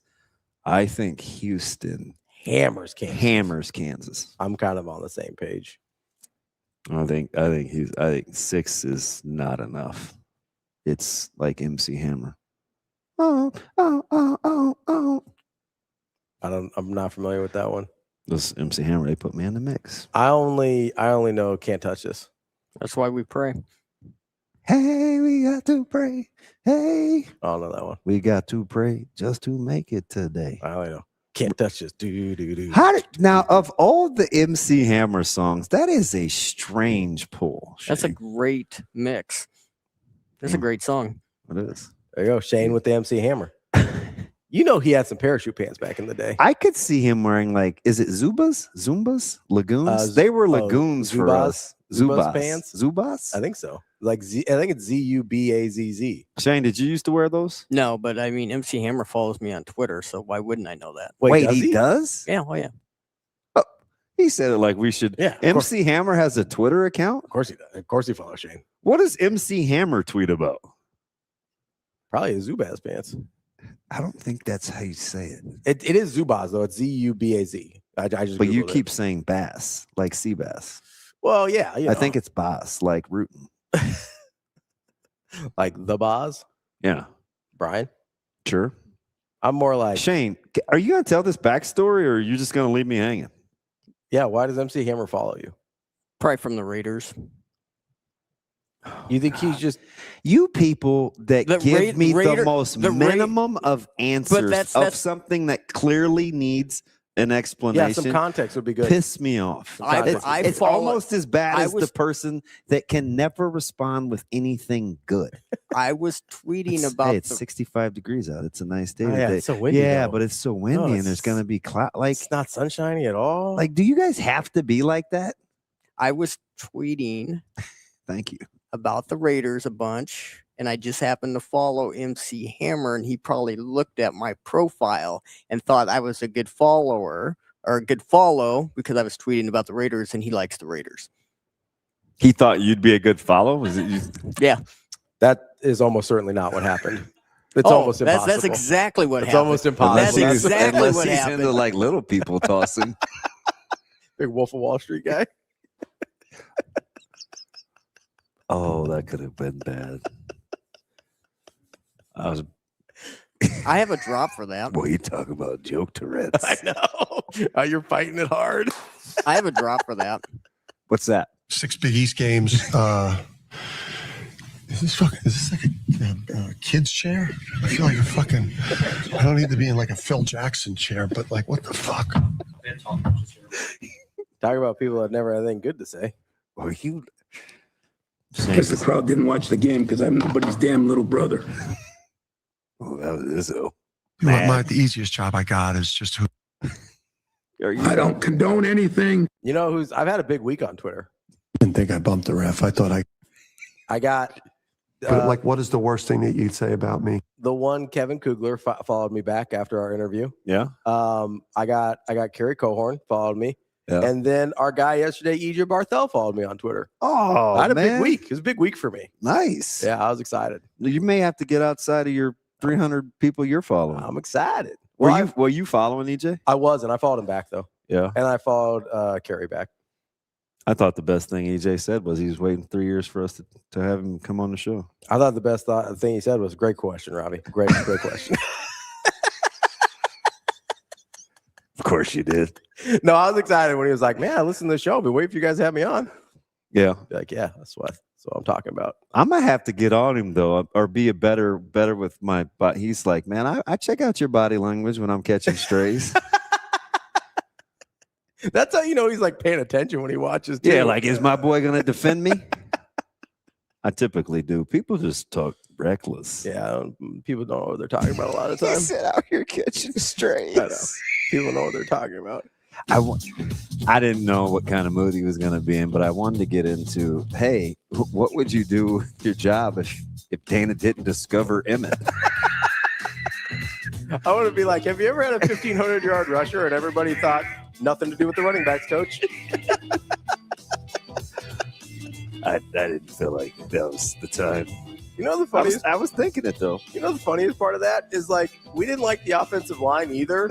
So you'd think maybe someone else would get credit, and like he seems logically in line. Nope, just Emmett. All Emmett. It's unbelievable. He must be the first overall pick, right? Unreal. Child. That's DB. I'm Ravi Lulla. We will be back on Monday with more Hurrdat Sports Live, but you can also catch a special selection show with me and Austin Jacobson Sunday at 5 after the brackets get revealed. So make sure you check out that on Hurrdat Sports as well. We'll see y'all on Sunday and Monday.